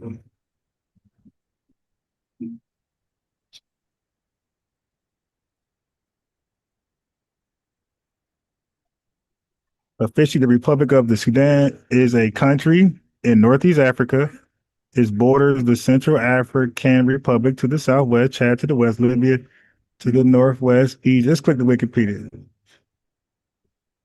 So what are you saying is not? You saying that the word Sudan for the country Sudan don't have nothing to do with the people being black? When you say black, you're talking about see, here we go. Big B a little bit. You say If it's a Arabic term, Balad right, as Sudan, right. meaning Color yeah, black. That means color. exactly. Right. But Right. that's different So then you're because we saying don't that call the so black as a modern color. right. So but you're saying Yeah. that the word Sudan for the Republic of the Sudan don't have no connection with No, the Arabic no, term black no. That's not what I'm that was saying. talking about the people. No. That's not what I'm saying. I'm saying if you're using black as a descriptive term, you're out. Bro, I'm light as hell. I'm not black because I'm dark skinned. I'm not black because of a color, bro. I'm black because of experience. We didn't use black as a color in America. We use black as an experience. So that's why it's a proper noun in America. And they wrote it's an adjective. Adjectives are not capitalized. Proper nouns are. So that's the distinction. Proper nouns are not adjectives, and adjectives are not proper nouns. Adjectives describe, proper nouns are people, places, and things.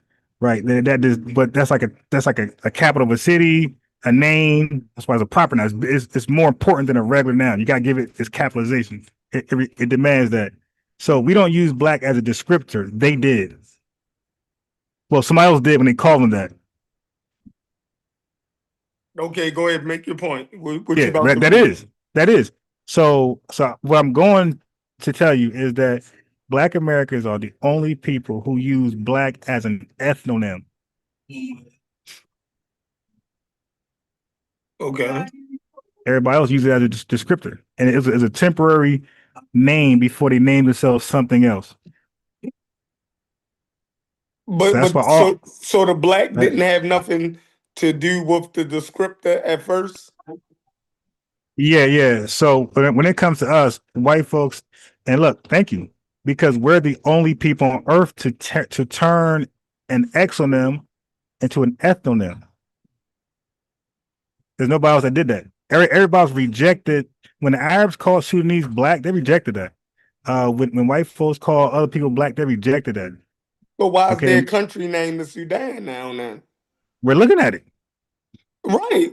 Like Look at it. I think it's the same thing that you No, just no, explained about African Americans. Go ahead. because you're talking about a land. Okay, you just said a country is called Sudan. That's a geographical area, a land, and Right. people call themselves after that land. So they said that's Sudan. I'm Sudanese. Right. But what does the Sudan mean? That's where we're going. Okay, etymology. Here we go. Okay, so North Sudan redirects. Okay, blah blah blah. The country's name Sudan is a name given historically to the large Sahel region of West Africa to the immediate west of modern day Sudan. Historically, Sudan referred to both the geographical region done, stretching from Senegal says a place, bro. It's no damn color. And so stretching from Senegal on the Atlantic coast to Northeast Africa and the modern Sudan. Okay, so now watch this. The name derives from the Arabic, but so okay, watch this. The name derives from the Arabic Balad as Sudan, as I said earlier, or the land of blacks. Right. Color, descriptive, right, color, descriptive. They're done. How? It's saying the same thing. I'm biased. No, bro, they're calling themselves the color. We didn't call ourselves. Okay, listen. White folks called us black. We didn't call ourselves black as a color. We called ourselves black as an ethnonym. I think you keep missing that. When they were Yeah, called black. Okay, cool. I'm missing Okay. that. Yeah. I think the same thing was happening, but go ahead. Nah. Yeah, because whatever. All right, look. Now I'm trying to explain it. I can go to some tools for you where it can be articulated for both of us. So let me do that for you right now. I got you. Let's go to the tiebreaker. I'm explaining it. You claim you're not getting it. Okay, cool. Let's Yeah, go to the because tiebreaker. if I got the you. black was put on them, black was put on us. Yeah, but we changed. Okay, but Hold on, as a descriptor. hold on. First. Yeah, but we didn't receive it. Okay, they received it as a descriptor. We didn't receive. Okay, family. I don't know. I'm doing this guy. They were called black as a color. They accepted the term as a color. We never accepted black as a color. We rejected it. Then we started to call ourselves black during the 1950s and 60s, but it wasn't based on the color. We called ourselves black as an experience. We were first called black in the 1800s, 1700s. We were called black around that time. I think the British, whatever, is calling us black as a disgrace to try to play us out like did most black people, most people of color throughout the world. But we never embraced it. Most people rejected it. So they embraced it as a color. We rejected the color. We then took it some 100, 200 years later and said we're black. We were called Negro in color, but when we named ourselves, we didn't name ourselves Negro. We didn't name ourselves color. When we finally named ourselves, it was black and it wasn't based on color. Like they call themselves black on color.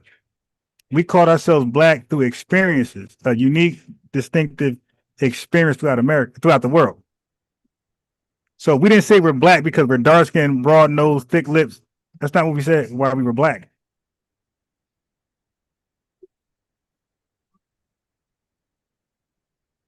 It still don't make sense.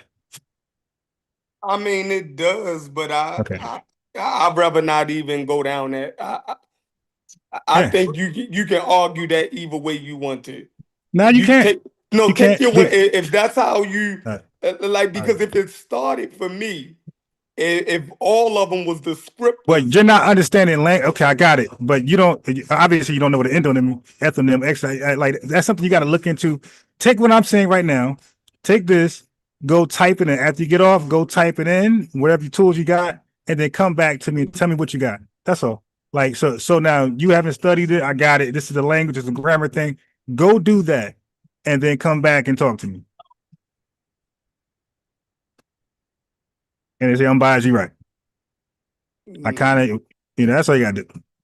But yeah.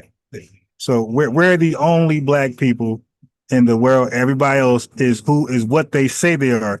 They're Sudanese. That's what they are. I'm black. Nice to meet you. This guy's Jamaican. This guy's Moroccan. This guy's Libyan. That's how that works. We're black. BLACK. They're Sudanese. And black is used as a race in America, like outside of how we use it. So when they're black, that's still not something called themselves. That's the group they're thrown into when they come to America. They're still Sudanese people under the racial term black. We're just black. There's no something else there. So we're black as a race. We're black as an ethnonym. So they're what? Black as a race, but Sudanese as an ethnonym? How does that work? So we're black as both race and ethnonym. They're not. They're done. That's crazy. Yeah, get them up out of here. Yeah, so now, and at one point, everybody rejected it anyway. And that's why I say we're repoing black. We're gatekeeping black. Y'all gonna be exactly what you said you were in the world's history. So Sudan means the land of blacks. Okay? And that's who you are. We're not the land of blacks. You agree with that? We're not the land. We don't call ourselves the land of blacks. No, we not the land of blacks. Yeah. That would, but it, yeah, that's so that's we called wild. ourselves black for different reasons, right? Not originally, like so. No, It's splitting Okay, hairs. you're mixing up. So wait. They were called black by Arabs. We were called black by Europeans. So yeah. Exactly. So right. As a Okay. So descriptor. right. No, I'm saying you missed what I just said. I said we called ourselves and they called themselves. We called ourselves black. Now it's we. There's no longer him or them or they. Mm-hmm. We call ourselves black, different from why Sudanese people call themselves black. That was the question. Oh yeah. Well, I don't know. They I say that. all I right. say that. I got you. Hey family, they call themselves black because they was black as hell. Color. That's why they call themselves black. We didn't call ourselves black until 1960, my boy. They call themselves black after a color. Yeah, I guess we are black. And that's an exonym. We're not exonym. We're ethnonym, bro. They were exonym. Sudan is an exonym. Somebody else called you that. And you agreed that that was good.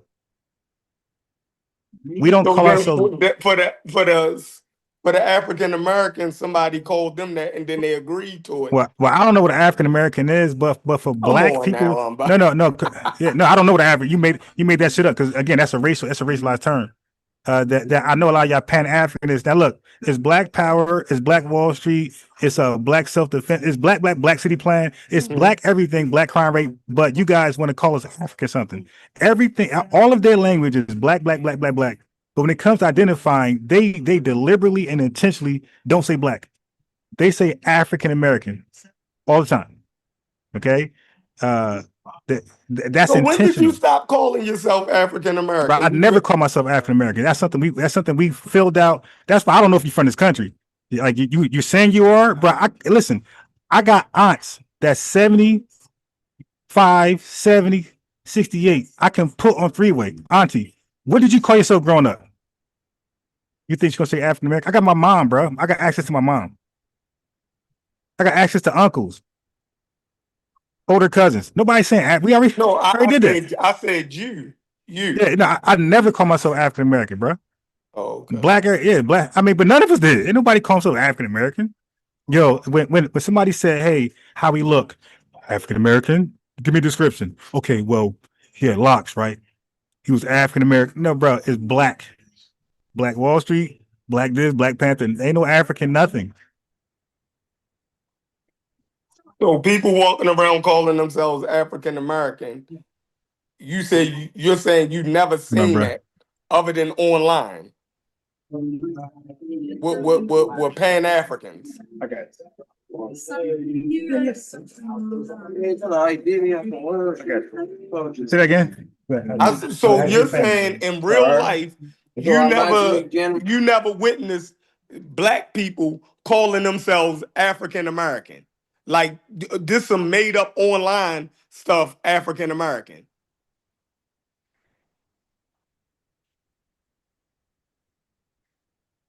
Hello?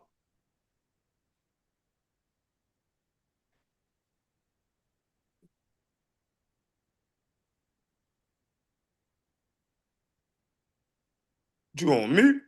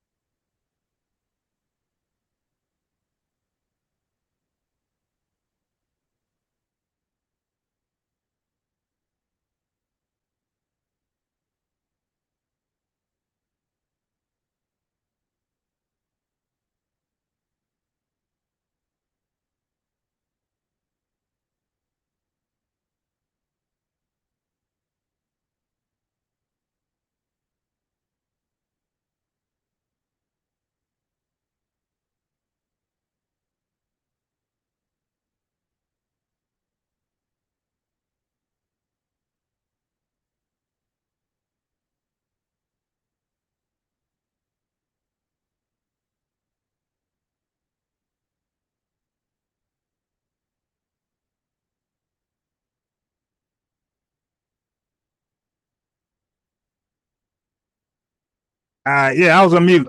I tell you, I'm in public. So now Chef didn't know, but when you guys call in, I'm I'm in public, so people are gonna see me, they're gonna talk to me. So if I go on mute out of the blue, if I'm not talking, I need you guys to hold it down. So next time, Chef, you come on and I'm on mute, just hold it down. Just go in, so it won't be like a dead silence. That's for anybody that comes on. Hold it down. If I'm not talking for a while, just hold it down. Just go in, whatever you gotta do. But that was a good dialogue. I wanted to finish that. But sometimes it happens like that. I have a good dialogue and something like that happen in the background. But yeah, African American. Now he said something else, and this is what I don't like when people do. That's why I say hold me to what I said. You don't gotta. So you trying to say you don't gotta do that scam African stuff. So you trying to say, done? Just ask me. Just ask me. Or just what did I say? Okay, what did I say? So he kind of forgot. You could call it selective memory. Our first conversation when I broke down Black African American from Jesse Jackson as a racial term, and then around that same time we introduced Black American or Black African American. That's the same time the United States came up with the Census Bureau and used Black and African American as a race. Almost at the same time Jesse Jackson came up with it, it was almost at the same time used as a racial category.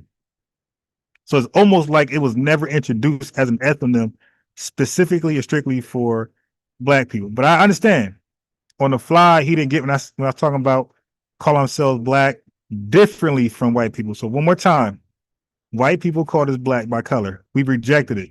Okay, we took on terms like Negro and colored.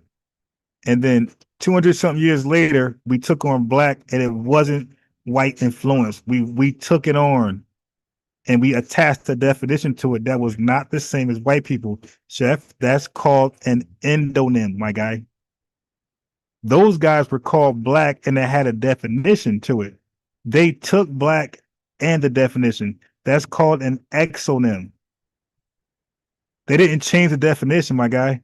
They took it hook, line, and sinker. That means they let an outsider call them something and they agreed to it. We never did that. But I get it. You're online, so the fly is confusing you. You're trying to have a rebuttal and you can't come up with one. I get it. So like Unc, that Unc behavior comes out. Like Unc couldn't get the fact on the fly that white folks didn't enlarge, kidnap us, and just take us from Africa. It was actually African. So sometimes on the fly, when you're faced with information you never heard before and you kind of don't agree with, but you can't really debunk it, a lot of times people get confused. It happens. All right. Where's Dex? I got it. I understand. It's a whole mouthful. Okay. All right, let me put the link back in. So there you go. Chef, click that link and then Dex, click the link, Dex.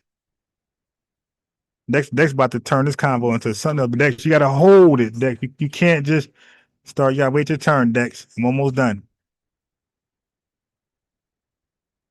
But yeah, but if you are truly Black American from the lineage, you know you didn't call yourself African American ever in high school and middle school. You check boxes, but that's not how you talk to yourself. You said Black people.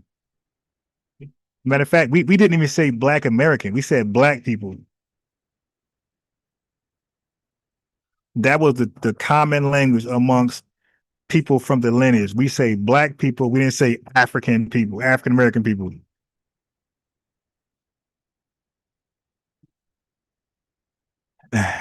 African American history or Black history? Like, what are we talking about? The first Black man or the first African American? I know one thing. Obama was the first African American to do something, and I know Kamala was coming to be the first African American to be something. All right, hey Dex, man, I'm you. I got 30 more minutes and we out of here. All right, it's all good. So that's the link, Chef. So Peanut King is crazy. Got it. So I just wanted to say, I think you purposely trying to pick the conversation out of semantics. Like you want to say it's for your own reasons, but it's no one reason to why people call themselves black. That's where everything goes like out of hand. Is when you say they called it for this specific reason. I think it was multiple reasons on why they called themselves black people. All right, share your screen. No. Okay, And, hey Dex. Hey Dex. No. Hey Dex, I got beat. I'm gonna meet you. No. Hey Dex, the rules to this panel is if you challenge me and say I'm lying, you gotta share your screen. I gotta read it. I don't want to listen to it. I want to read it. So share your screen and show me these different reasons why they were called black. Okay, I was going to tell you, but No, I don't want to hear that. I want to read. You said I was wrong. I'm reading. I could read it, but okay. I no. Then move on. Okay, you can share your screen, and I could tell you what to look up. Okay, I'll do that. All right. Wait. Before I do that, I don't know where I'm going. What is your point? So I can know your. I just said my point. Okay. I'm not. No. It's not a trick question or nothing. All right. Okay. Let me mute you because got like you can't walk and chew gum. So I got to mute you. What I'm asking is this: what are you overall saying about black, and who and what people are you talking about specifically? Okay. And when I say black, I'm speaking to Black Americans from U.S. chattel slavery specifically. When you're arguing for black, who are you speaking for? So we can research that group. Okay. So unmute and tell me who are you talking about, and then we'll go into your little research. Okay, I'm talking about melanated people. Okay, no, we're not doing that. We're not just talking about a billion people, bro. I'm gonna need you to. Okay, I gotta meet you. No, there's groups. Bro, give me a country, give me a tribe. You just give me told me like to tell you, and I told you. Okay, no, that doesn't work. That doesn't work. I don't know. That doesn't work. You don't give me billions of people. Give me a tribe, give me a country, or get off. Okay, give me a tribe or country, or get off. We're not doing billions of people, and I gotta argue. No, we're not doing that. We're gonna, because I honed it all the way down to Black Americans. You're gonna do the same thing. You're gonna give me a group, and we're gonna research that group, that country, that tribe, how you want to do it. But it's gonna be one people. So unmute and tell me that one people, or get off. Why is it that it can't be just all melanated people? All right. Well, in the chat, go back in the chat, and I'll explain. I'm not here to argue with you. I know me either. That's why I'm kicking you off. All right, so go back in the chat, and I'll explain. You're not gonna have me, okay? I'm not these other guys, dude. The burden on me ain't to start debunking a billion people on the earth. So that's not gonna happen. Gazillion tribes, you feel me? 1 trillion ethnic groups. I gotta debunk all of them. No, you pick one out, like I did, and we argue like that. Okay? No, because you know what it's gonna do? SWE 44. You know what he's gonna do? I'm gonna debunk one. He got another one for me. I'm gonna debunk that. Here goes another one. I'm gonna debunk that. Here's another one, and it'll never end. We'll be on here to 8 a.m. No, shoot your best shot. I give you Black Americans. I'm 10 toes. Now give me your best shot, and I'm a cookie. Chefs was the Sudanese people. That's an L. So give me your best group, and let's compare and contrast. That's how we doing this one. Your best, my best. Let's see who wins. Bro, you broke that down. Look here, you broke that thing down. I know I did. We got intentional deaf ears. And you can tell that you did it. Soon as you said melanated people, he was through. Because look, we know we have not been calling ourselves African American. Bro, I've said that so many times on this live with you when you open the panel up. Bro, I said that way before you was asking this stuff. Because I came across you maybe a couple months ago. You've been doing this stuff for a long time. A lot of us are just getting introduced to some of this, right? Or some of the people that are actually speaking for us. But we already know this. It's like when people come up here talking about melanated, you know right then they're lying. Because people wasn't even running around talking about melanated. This stuff about trying to include us, that's all this is about.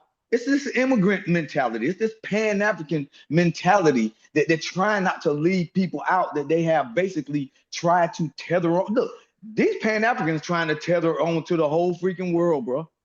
You know, and that's when you know that they exclude themselves from all conversations because they're trying to include. They're trying to, you know, reach across the globe and trying to get all these people, which tells you that we're the only people that's black.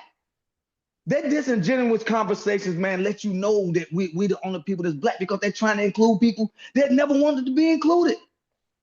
You got right now, bro. You have in Nigeria right now, bro. You have in Nigeria right now. Them people over there basically fighting with Boko what's his name? The guy Torre. Nigeria's fighting with Torre Graham over Terrain, there. yeah. They're over there doing that. They're over there attacking being the next little country right in the middle of them. Nobody's over there talking about they're black. See, they're not even concerned with being black. They don't care. The only ones that care is the ones that flee. When they flee, then they try to tether on to something that may be black, like you said, because it's an adjective for them. It's not like like you just broke it down, being a pronoun, being a noun. Then they try to act like they don't understand English. It's sad. It's sad to see them because they go down this. It's almost like, oh, don't go down this road. Don't go down this road. But to not go down the road is what we've been doing. We black in this country. We always have to go down that road. See, they don't know nothing about. Don't go down these particular roads. Don't go on this side of town. Don't go on that side of the street. Go in the back of the bus. See, all that stuff is black stuff. And see, what they keep thinking is that they come over here to this country and it's everything's already built. Everything's already done. When you find people talking about they work hard, you know they're not from America. You can't be from America talking about, I came over here to work hard. Who the freak talks like that in the world, bro? Nobody else talks like that right there except for an alien that might have come over here, like what, from another planet? That's the only idiot. Look, man, that's the dumbest stuff you could ever say. Say, oh, I work hard. I came here because my parents came and we work hard. Who talks like that? Humans don't talk like that. Why would you do it? Oh, I'm going somewhere so I can work hard. Look, you know, in our country, in America, in our country, when it comes to work, we know what it means. So if you come over here talking about you work hard, we literally, that stuff will go right over our head. We really almost don't know what you're talking about. It's not a conversation for us to say that you're working hard. We done this for free. So when you come over here talking about you work hard, a lot of times we almost desensitized to that kind of language. Yeah, well, first of all, let me say this. They never give an example of this fake work hard stuff they do. Like, give me an example of working hard. Like what are you doing? Backstroking really across the Atlantic. Yeah. Scamming, you know, I mean, like what's the dude named Hush Puppy? I'm sure he worked hard to get those millions through them PPP loan. But let me read this super chat from Buck Horse. He said, "Boy better learn his sardines and pork and beans and greens, nigga. This FBA." Now, somebody earlier said black means African. 1,000 times over and over and over. I gotta keep showing you guys black. So when I try to explain this to Revenue, he's too stupid to know synonymous is the same thing as like equal to. Okay, so synonymously, black is not African. And now we're looking at it's not even equal to. Look at this. Black does not automatically mean African, as the terms refer to different concepts. Race versus geography, ethnicity. See, it says race. You see, I said. So that's why I cook these guys. Oh, they can't do that with me when it comes to black. Like, this is my thing. All right, anyway, somebody said, well, what do you put on applications? Let me answer that question. I checked the race because it asks you what's your race. It don't ask you what's your ethnicity, my guy. So in America, my race is black African American, but it's a race. You're too dumb to know that. That's why I put the link down there. That's a race, but that's not exclusive to just black Americans. That's everybody African descent that comes to this country. They're putting down. So, but that's not, you are not your race. The guy who said that, so you're not clicking that link. You are not your race. You are your ethnonym. You are your tribe, or where your country is. You know, the man of your country. You're the countryman. You're not your race, my guy. Like, are Indians and Chinese people the same? Their race is Asian. Are they the same people? Can Chinese people say they're Indian? Can any Indians say they're Chinese? No, that's their race. And then they get more specific. He'll say, I'm Indian, he's Chinese, and they'll get more specific from that. The Indians from particularly, even the Indians are different. It's like 200 different groups of Indians in that one, at different ethnic groups there. So even that onions go back a little further. So that doesn't work. On the application, I select the race. That's all they want to know. It's a federal consensus that collects data, and they just want to know your race. That's all they want to know. What racial category do you belong to according to the one they set up? And all they have there for us is Black / African American. Hope that answers the question. It's too easy. Any other troll there? I see nobody's clicking that link. Yeah, but it's suicide to debate me on black and all this type of stuff. The link is there. I'm off the top. I don't need no preparation, no studying.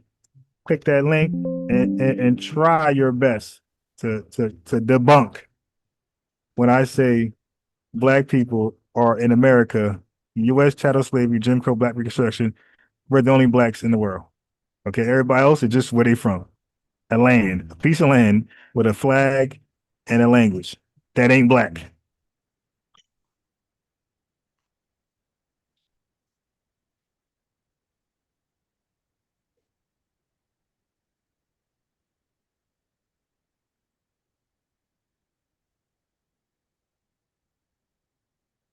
All right, so let me see. What do I got here? Okay, so now we got somebody complaining on me. I mean, if you live long enough, you're gonna have life experience. You know. Well, now no, because crackheads live the longest. I'm not going to lean towards the crackhead experience. Okay, now she's going to try to carry me. Oh, what's up, bro? Good. Yes, sir. So she's gonna try to carry me. Watch this. You talk about semantics. Watch this. Now she called in. Cut off, but. All right. So let me just say that she's reviewing my content. She called in, got cooked. She reviewing my content on Sanetta's channel, and she's trying to appeal to emotions, trying to get people against me. Oh, he's against the elders. He's over talking the sister. You know that Black Queen stuff. Watch this. I'm just saying that an elder is a person that has a little bit of life experience. And I came there. You can actually hear my smile when I'm talking. I'm not really. We can hear her smile. Now she called before, by the way. Okay, and this woman act like she don't remember me, I guess. She called my channel before with this Pan-Africanism stuff and got cooked then. She calls back later to clout chase and forgot, I guess, who I was. So she had to get cooked again. What smile can we hear? How do you hear a smile? Okay, you're trying to enforce this elder stuff for me. Now I know that Pan-Africanism is a religion, and their elders are living gods. Okay, I know that. That's why I don't have no elders. That's Pan-African rhetoric. That's my stance on that. Eldership is Pan-Africanism rhetoric. I don't have elders. Okay, I don't have a living God that can't be held accountable, can't be checked, can't be critiqued. We just gotta always just listen and shut up. Nah, I don't have that. Sorry. Trying to really be an asshole, but as time goes on, it's going to reveal that you can't just be on a show with this type of a mindset without being an asshole. Let's go. I mean, if you live long enough, you're gonna have life experience. You know. Well, now no, because crackheads live the longest. I'm not going to lean towards the crackhead experience about. All right, now you see that I mentioned crackheads. I never said their elders are crackheads. I'm using an analogy because she said eldership comes with age and experience, life experiences. So I was saying, well, apart from elders living long and having a unique life experience, I was saying crackheads also sometimes live a long life and have their unique life experience. I'm saying, are they also elders that we should respect? Never said elders were crackheads, but she's gonna try to conflate. Watch. I mean, if you live long enough, you're gonna have life experience. You know. Well, now no, because crackheads live the longest. I'm not going to lean towards the crackhead experience about life on Earth. I don't That's know. a They might you'd phenomenon be that I'm surprised with a No, I'm person good. who has a If, spirit. if okay, but if a people gonna base their generation on crackhead experience, good luck. I'm not saying basing an entire generation on crackhead experience. I'm saying is that you'd be surprised what a crackhead might know. Right. And then okay, so now we're okay, so now we're not talking about elders, right? We got a complete separation. We're talking about crackheads now. And she said, so if I conflated crackheads with elders, she did too then. She said, you will be surprised what a crackhead would know. She Right. sure So did. I mean, I'm just trying to at this point come at his level because I'm like, bro, I didn't. Come at my level. Okay. So are you assuming that? Are you calling these elders crack? You heard her? Hold on. Yeah. Bro, Wow. Are you Are serious? you assuming that? Are you calling these elders crackheads? So family, yeah. So they gotta do that.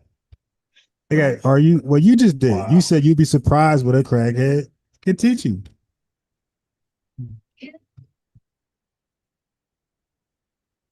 So that's where we at. All right, so I'm gonna do a little bit more. I'm gonna do the rest of this tomorrow. So I'm like, okay, I don't know where you're coming up with the crackhead thing, but I said, you know what? That was an analogy to let you know just because somebody lived long and have a life experience, your definition was that those are elders now. And I'm saying, nah, that's not good enough for me. Well, first of all, I don't know what I don't know even what that is, but you're still enforcing something on me that I disagree with. Listen, family, the chat, the panel, gang members got their rules. Don't they got OGs?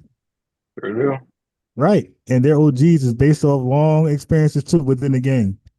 And then they also try to make them your OG too. The big homie, the OG. And I say the same thing. That ain't my OG. That ain't my big homie, bro. That's yours. That's something who you hold to high regard and you respect them and with immunity. And they do that with their elders. I don't like, I got family members and I got people who are close to me that can get that type of respect, but you're not going to place some stranger on the internet that named himself Nutty Professor, and I gotta listen to this guy. What they to the bullshit level. Okay. Now, what I was going to say is what they don't tell you about the concept of an elder is that you don't just get to you don't get to actually define yourself as an elder too. You have to actually be initiated into elderhood by actual elders as well. So, in other words, you have to be, you have to get a cosign by people who are respected in that particular lane like that, because it is a part of even here in our traditional in terms of culture here. But the difference is that an elder is supposed to have wisdom. That's the whole point of being an elder.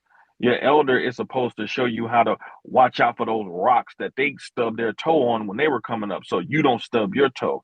They don't have you going through the same stuff, making the same mistakes over and over again, which is what a lot of these people want you to do. They want you to keep following the same mistake of being on this Pan-African stuff as previous generations of people who are considered elders are.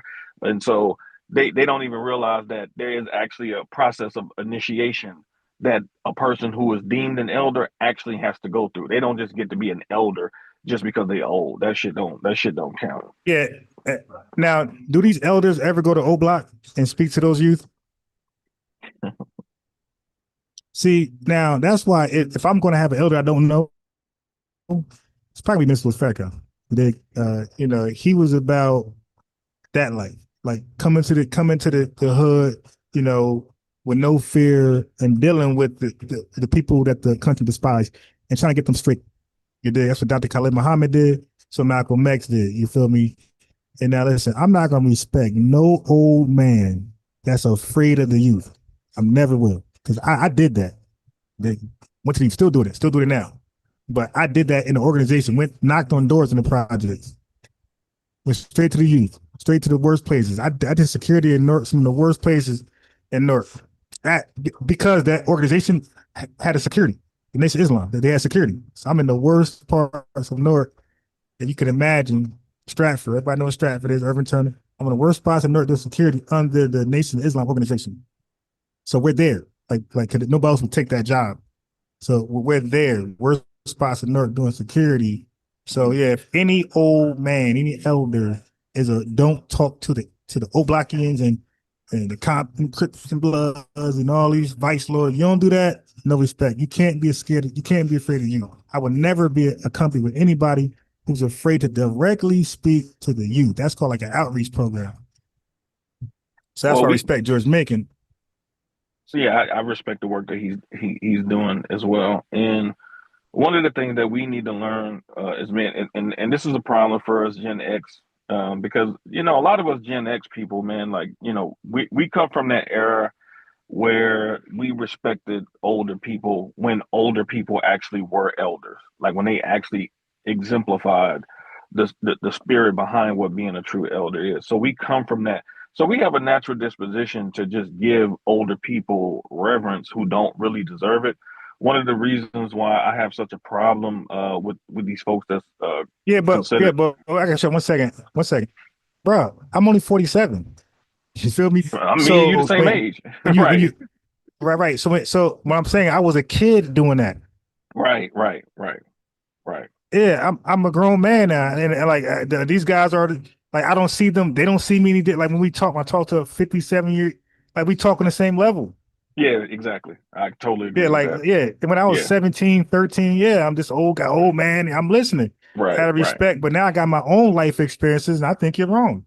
Yeah, I actually had a back and forth. We got into it really hard. One of my great cousins, because when we got into it, he tried to pull that "I'm older than you" part. You know what I'm saying? And I'm like, dude, I'm in my 40s, dude. I'm a grown man. Like, I'm like, dude, this ain't the little boy you remember from way back when. I will knock you out, bro. Like, I know where you at. Like, I could get there. Like, this ain't that type of game, bro. You know what I'm saying? And they forget that. They be thinking like, a lot of times they'll use the strength of other people to try to make you kowtow to them. And it's like, that's one of the main reasons why I backed up off the Pan-African stuff, man, years ago, was because I saw people who were older than me who were dumb, who didn't have basic sense. I'm like, yo, like, what if I'm 10, 15 years younger than you, and I got to get you to see something that is so simple, man, I'm not listening to you. I'm not doing it. Like, no, I'll figure out my own path. I'm not going to do that though. And that's what that's what a lot of these people want you to do, because they don't have the internal fortitude to chart their own path and step outside of that. A lot of us did. A lot of us said, like, look, I might not have all the answers, but I know this fool don't got no answers. So it'd be foolish of me to follow this person who has no answers and they just spinning their wheels. And the thing is, what am I following you for? Like the answers I need in my life, I need to know about ownership, business, like things like that. Like, if you can't really help me with that, like all that elder wisdom, like, bro, like what can you tell me? Love each other, love your brother like your shit. You know what I mean? Like, love your brother like he loves you. Like, what is that, bro? That's some Bible talk. Yeah, that's that egalitarian where everybody is equal. There's no leadership amongst men, that we can actually get something done. These are the main people. These are the main types of people that will actually undermine you when you're supposed to be the head of the pack. They'll be the main people, man, that undermine you from being in a position of authority, because you're the most qualified. They'll be backbiting and talking bad and putting dirt on your name behind your back, and nothing ever gets done because they won't accept the fact that you just got it like that, and it should be you to be the lead dog. Like, it's just really that simple. Yeah. I'm sure Malcolm X had elders in the Nation of Islam, but they listened to his commands. You did. When he said stop, they stopped. Sure, those old men bones stopped. And he said go their old man. When he wanted them final call sales, he wanted that money, and they ain't have it, they got the fist of fury like everybody. when they didn't have that final call money, those elders got the fist of fury like everybody else, bro. All right. So I tell you, man, this is the real life. Hey, a revenue man. What's good? Hey, peace, Ron. What's going on? Nothing much. I wanted to ask you if you agree with something or you Yeah, go disagree ahead. with something. I don't know if I could share my screen briefly real quick. Nah, just tell me because I gotta share my screen. Yeah, ain't no ambush here. Just tell me and we'll see. As a matter of fact, I actually got this for you because my screen is still shared. This is wait. Let me show you what I got up here. It's a series of questions. I just asked Sheffrin, and it's for you too, right there. That's why I want my screen shared because I got about 7, 8 questions for you. So you can say what you're gonna say, like that song, and then I got my questions for you. Yeah, go ahead. Okay. I had asked Grok because I was listening to you talk earlier about Sure. the term black. Yeah. So I was asking Grok, is Black American a distinct ethnic group or is it a racial category? And this is what Grok told me. Yeah. Wait. No. Yeah. You don't even need to, bro. Oh my God. I don't know what. Yeah, family. It's the questions he asked. We already know. I said it 1,000 times. I said in America. I said to Chef. I said to you. In America, black is used as a racial term to Right. incorporate. So what? I mean, dude, are you ever listen when I talk? Because I'm hearing you talk, I'm Yeah, kind of but you confused asked, but yeah, because because you're confused because your comprehension ain't there. You're going to read something to me that I say that I disagree with. I mean, okay, now ask this. Ask Grok, when did that racial term black or African American come about in America? When did the federal census use black as a racial term? Go ask that one. Wait, do you know off top? Do you know off top? I'm not sure, but my point Yeah, is, exactly. So go no. So go ask first. Yeah, go because that's Do no important to what research. you're doing. Yeah, Do no that's research. important. Yep, that's important, bro. what was the question, Ron? Oh my God. When did the federal government or the federal census bureau use black as a racial term, racial category?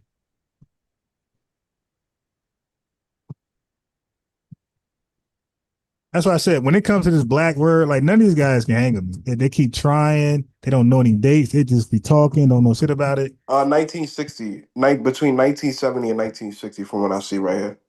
Okay. So when black Americans said I'm black, you believe we were saying we're part of like so okay, hold on. When we only called ourselves black, you're saying we did not use it as an ethnonym. We use it as a racial, all-inclusive term. No, I'm not saying that, but I'm saying Black God. American is not an ethnic group. All right. Okay. All right. Well, all right. That's all you want to say? Yeah, I'm just asking if you agree with it. Okay, cool. Now, all right, anyway, I got a question for you now. What's the difference between somebody calling himself FBA and somebody calling himself ADOS? Well, I guess ADOS is an organization and FBA is alleged lineage. So what does ADOS mean, the acronym? What is that? If I'm not mistaken, American Descendant of Slaves. So that's an organization. That's not 43 million people? Well, I think it's an organization. I'm not sure if you refer to I didn't ask you what you think. Go ask Grok. Okay, so this is family. This is what I'm trying to say. You're talking to anybody on the net. Like we'll catcall you, have fun, use you for live content, bro. Hey, Yvette Carnell, Tone Talks, they're arguing on behalf of 43 million people to collect a check and other things with reparations. That's not an organization. It's not something to join. Now they have an organization also called ADOS. It's called ADOS Advocacy. See how you talk about things that don't know it or respond to things you don't know? So there's an organization within the acronym that represents the whole. There's a small organization that speaks on behalf of the whole. So ADOS Advocacy is the organization. ADOS are the people that's going to receive, that's hope to receive this check. The African Americans, right? Tell me what ADOS stands for again. American Descendant of Slaves. Okay. All right. Well, have a good night. Because you said I don't hear African. African. I don't hear African in Yeah, that. yeah. Okay. Good night, bro. All right. There you go. The shit just writes itself, man. I mean, like, yo, we gotta have an honest conversation here. He's throwing African American in there. It's like, dude, like, what's up, man? But these are the agendas of some people that they want to just can't comprehend anything. This guy, the Census Bureau, 1970. It was actually 1990. 1990. Oh. That's why I say, well, bro, how the hell are we calling ourselves a race? No, dude, these are the ethno, man. That's why I say we're only blacks. It's to the point now, man. It's getting cringy how much a person like this dude in particular is so obsessed with what we define ourselves as. Hey, bro, he couldn't even explain that. Now, if he could have correctly explained the difference, then I would have kept going. I had a series of more questions after that. But dude, this is what I found out, chat. I found out that they'll argue against us calling ourselves FBA. But if we said we're ADOS, right? They don't know how to receive that. Like, all right, you're right. Tariq's the leader of FBA. I'm ADOS now. Because what's different? Tariq came over FBA because he said ADOS, he didn't believe it was specific enough. He felt like it left holes or tether to creep in there. So he said FBA was more tight, airtight. That's one of the main reasons for that. So if you got a problem with FBA, that's why I asked Chef earlier, like, is Yvette Cornell the leader of ADOS? So all you do is ask the same questions for ADOS, and you're going to trip them up like I just did him. Because they're so fixated on Tariq Nasheed when ADOS got the same requirements. They're delineating, they're disaggregating, they're asking for explicit representation. What are FBA asking for and doing that ADOS ain't doing? And they're saying stay over there. Okay, now me personally, I like the term foundational Black American over me putting slave in my name. Yeah. Okay, that's why I choose FBA. Just personally for me, I'd rather call myself foundational Black American over call myself a slave.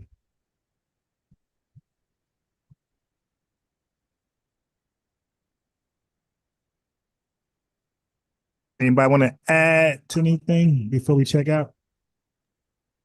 Yeah, I hope you cover more of the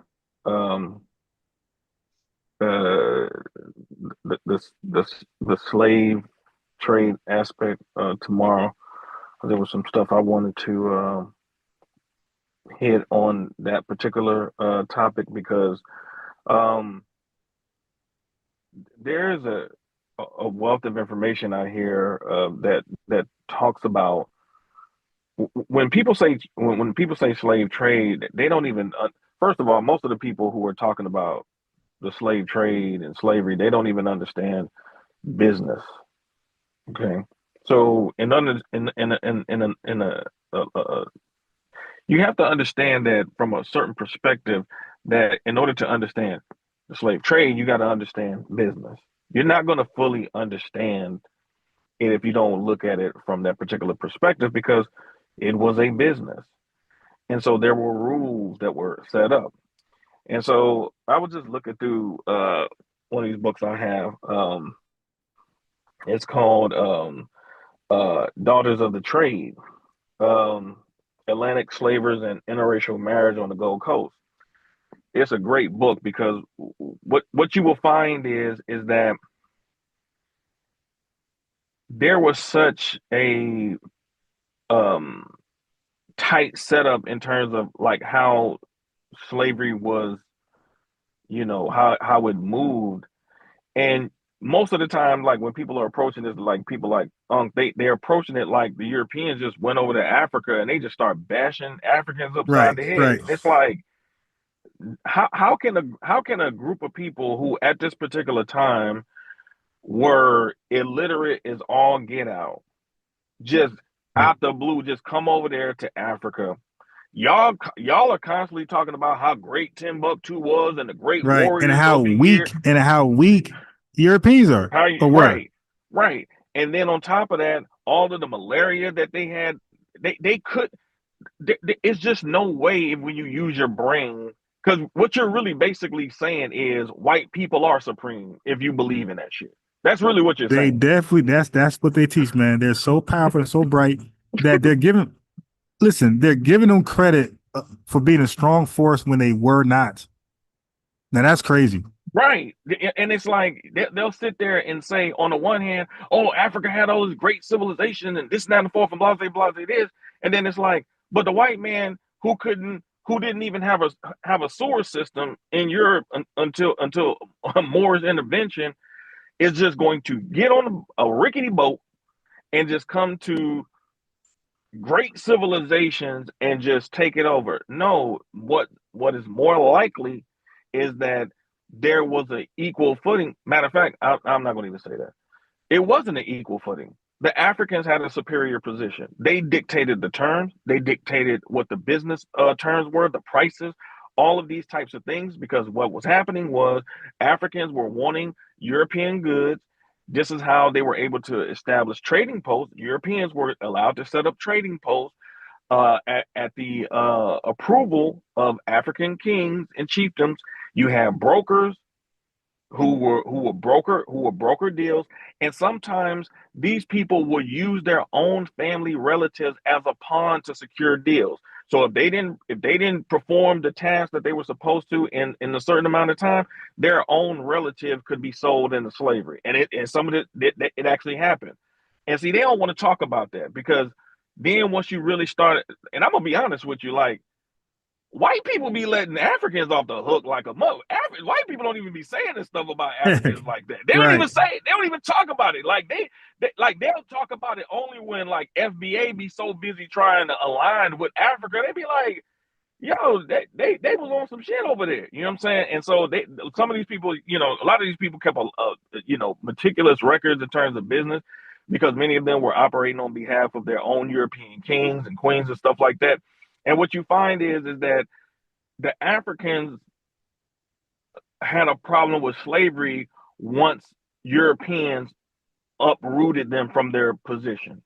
And then once kings and queens started getting enslaved, then all of a sudden it was like, oh, it's the white man. Oh, he's so racist, this, that, and the fourth. But before, it was the Africans that had a superior position and allowed them to actually set up trading posts, which were used to actually do business, and to the point that even they were actually allowed to marry into the African families and actually create a buffer class of people, a mulatto buffer class of people that were used to keep their families in positions of power, just like they do now, and keep the masses of a lot of the people that that they were at war with at bay. So this was a strategic relationship for a lot of Africans to keep their position. They were able to use Europeans to actually establish their positions and their positions in terms of their tribal conflict. So they don't want to really address that, man, because it doesn't make them look good. You can't put everything on the white man, and you can't make him some fantastical Marvel Avenger. Like, yo, he took advantage of an opportunity that Africans presented to him. Now they mad. Right. So I want to hit on two things. Okay. So when I was talking to the guy, Unc, that's probably drunk. Might call him drunk Unc. Okay, so this is talking about the slave raids, the early European slave raids, forms of resistance. Now I'm hearing everybody say that word a lot. I heard Tariq say it. Interesting, because I got a song called Resistance, and I've been saying that for the longest. But I heard Tariq say Sarah Rector. Interesting. I think Big Bro be over here. I got a whole video on Sarah Rector, and now he's questioning blackness. You dig? So I need to. So I got to make it my business to call in over there. But here you go. Forms of resistance: direct combat and warfare. African kingdoms fought wars against European incursions, sometimes winning, as seen with Kingdom of Congo and the Ethiopian victory over Italy. Now that's something later, but right here, African kingdoms fought wars against European incursions sometimes. So they was, look at this, fortifications and tactics. Communities built defenses and developed unique strategies to repel raiders. Okay, this is 1500s, with festivals like the Bolsa's Fiat celebrating those warrior traditions. So yes, I told Unc they were fighting off white people winning, and history backs me up. Now, this is for revenue. Revenue. You have to learn how to read. See, these folks typing stuff and they give me an answer that's wrong. It's not what I asked. Watch this. The U.S. government started officially shifting revenue. You know what shifting means, bro? Shifting towards black as a preferred self-identifier, moving, it didn't say racial term. Self-identifier, moving from Negro primarily in the night. So how did he mess this up, family? I asked him, when did white folks start to use black as a race category? Okay. The U.S. government started officially shifting towards black as a preferred self-identifier, not racial term, moving from Negro primarily in the late 1960s due to the Black Power movement, but formal constant government use for data collections solidified later with black gaining prominence over Negro on federal.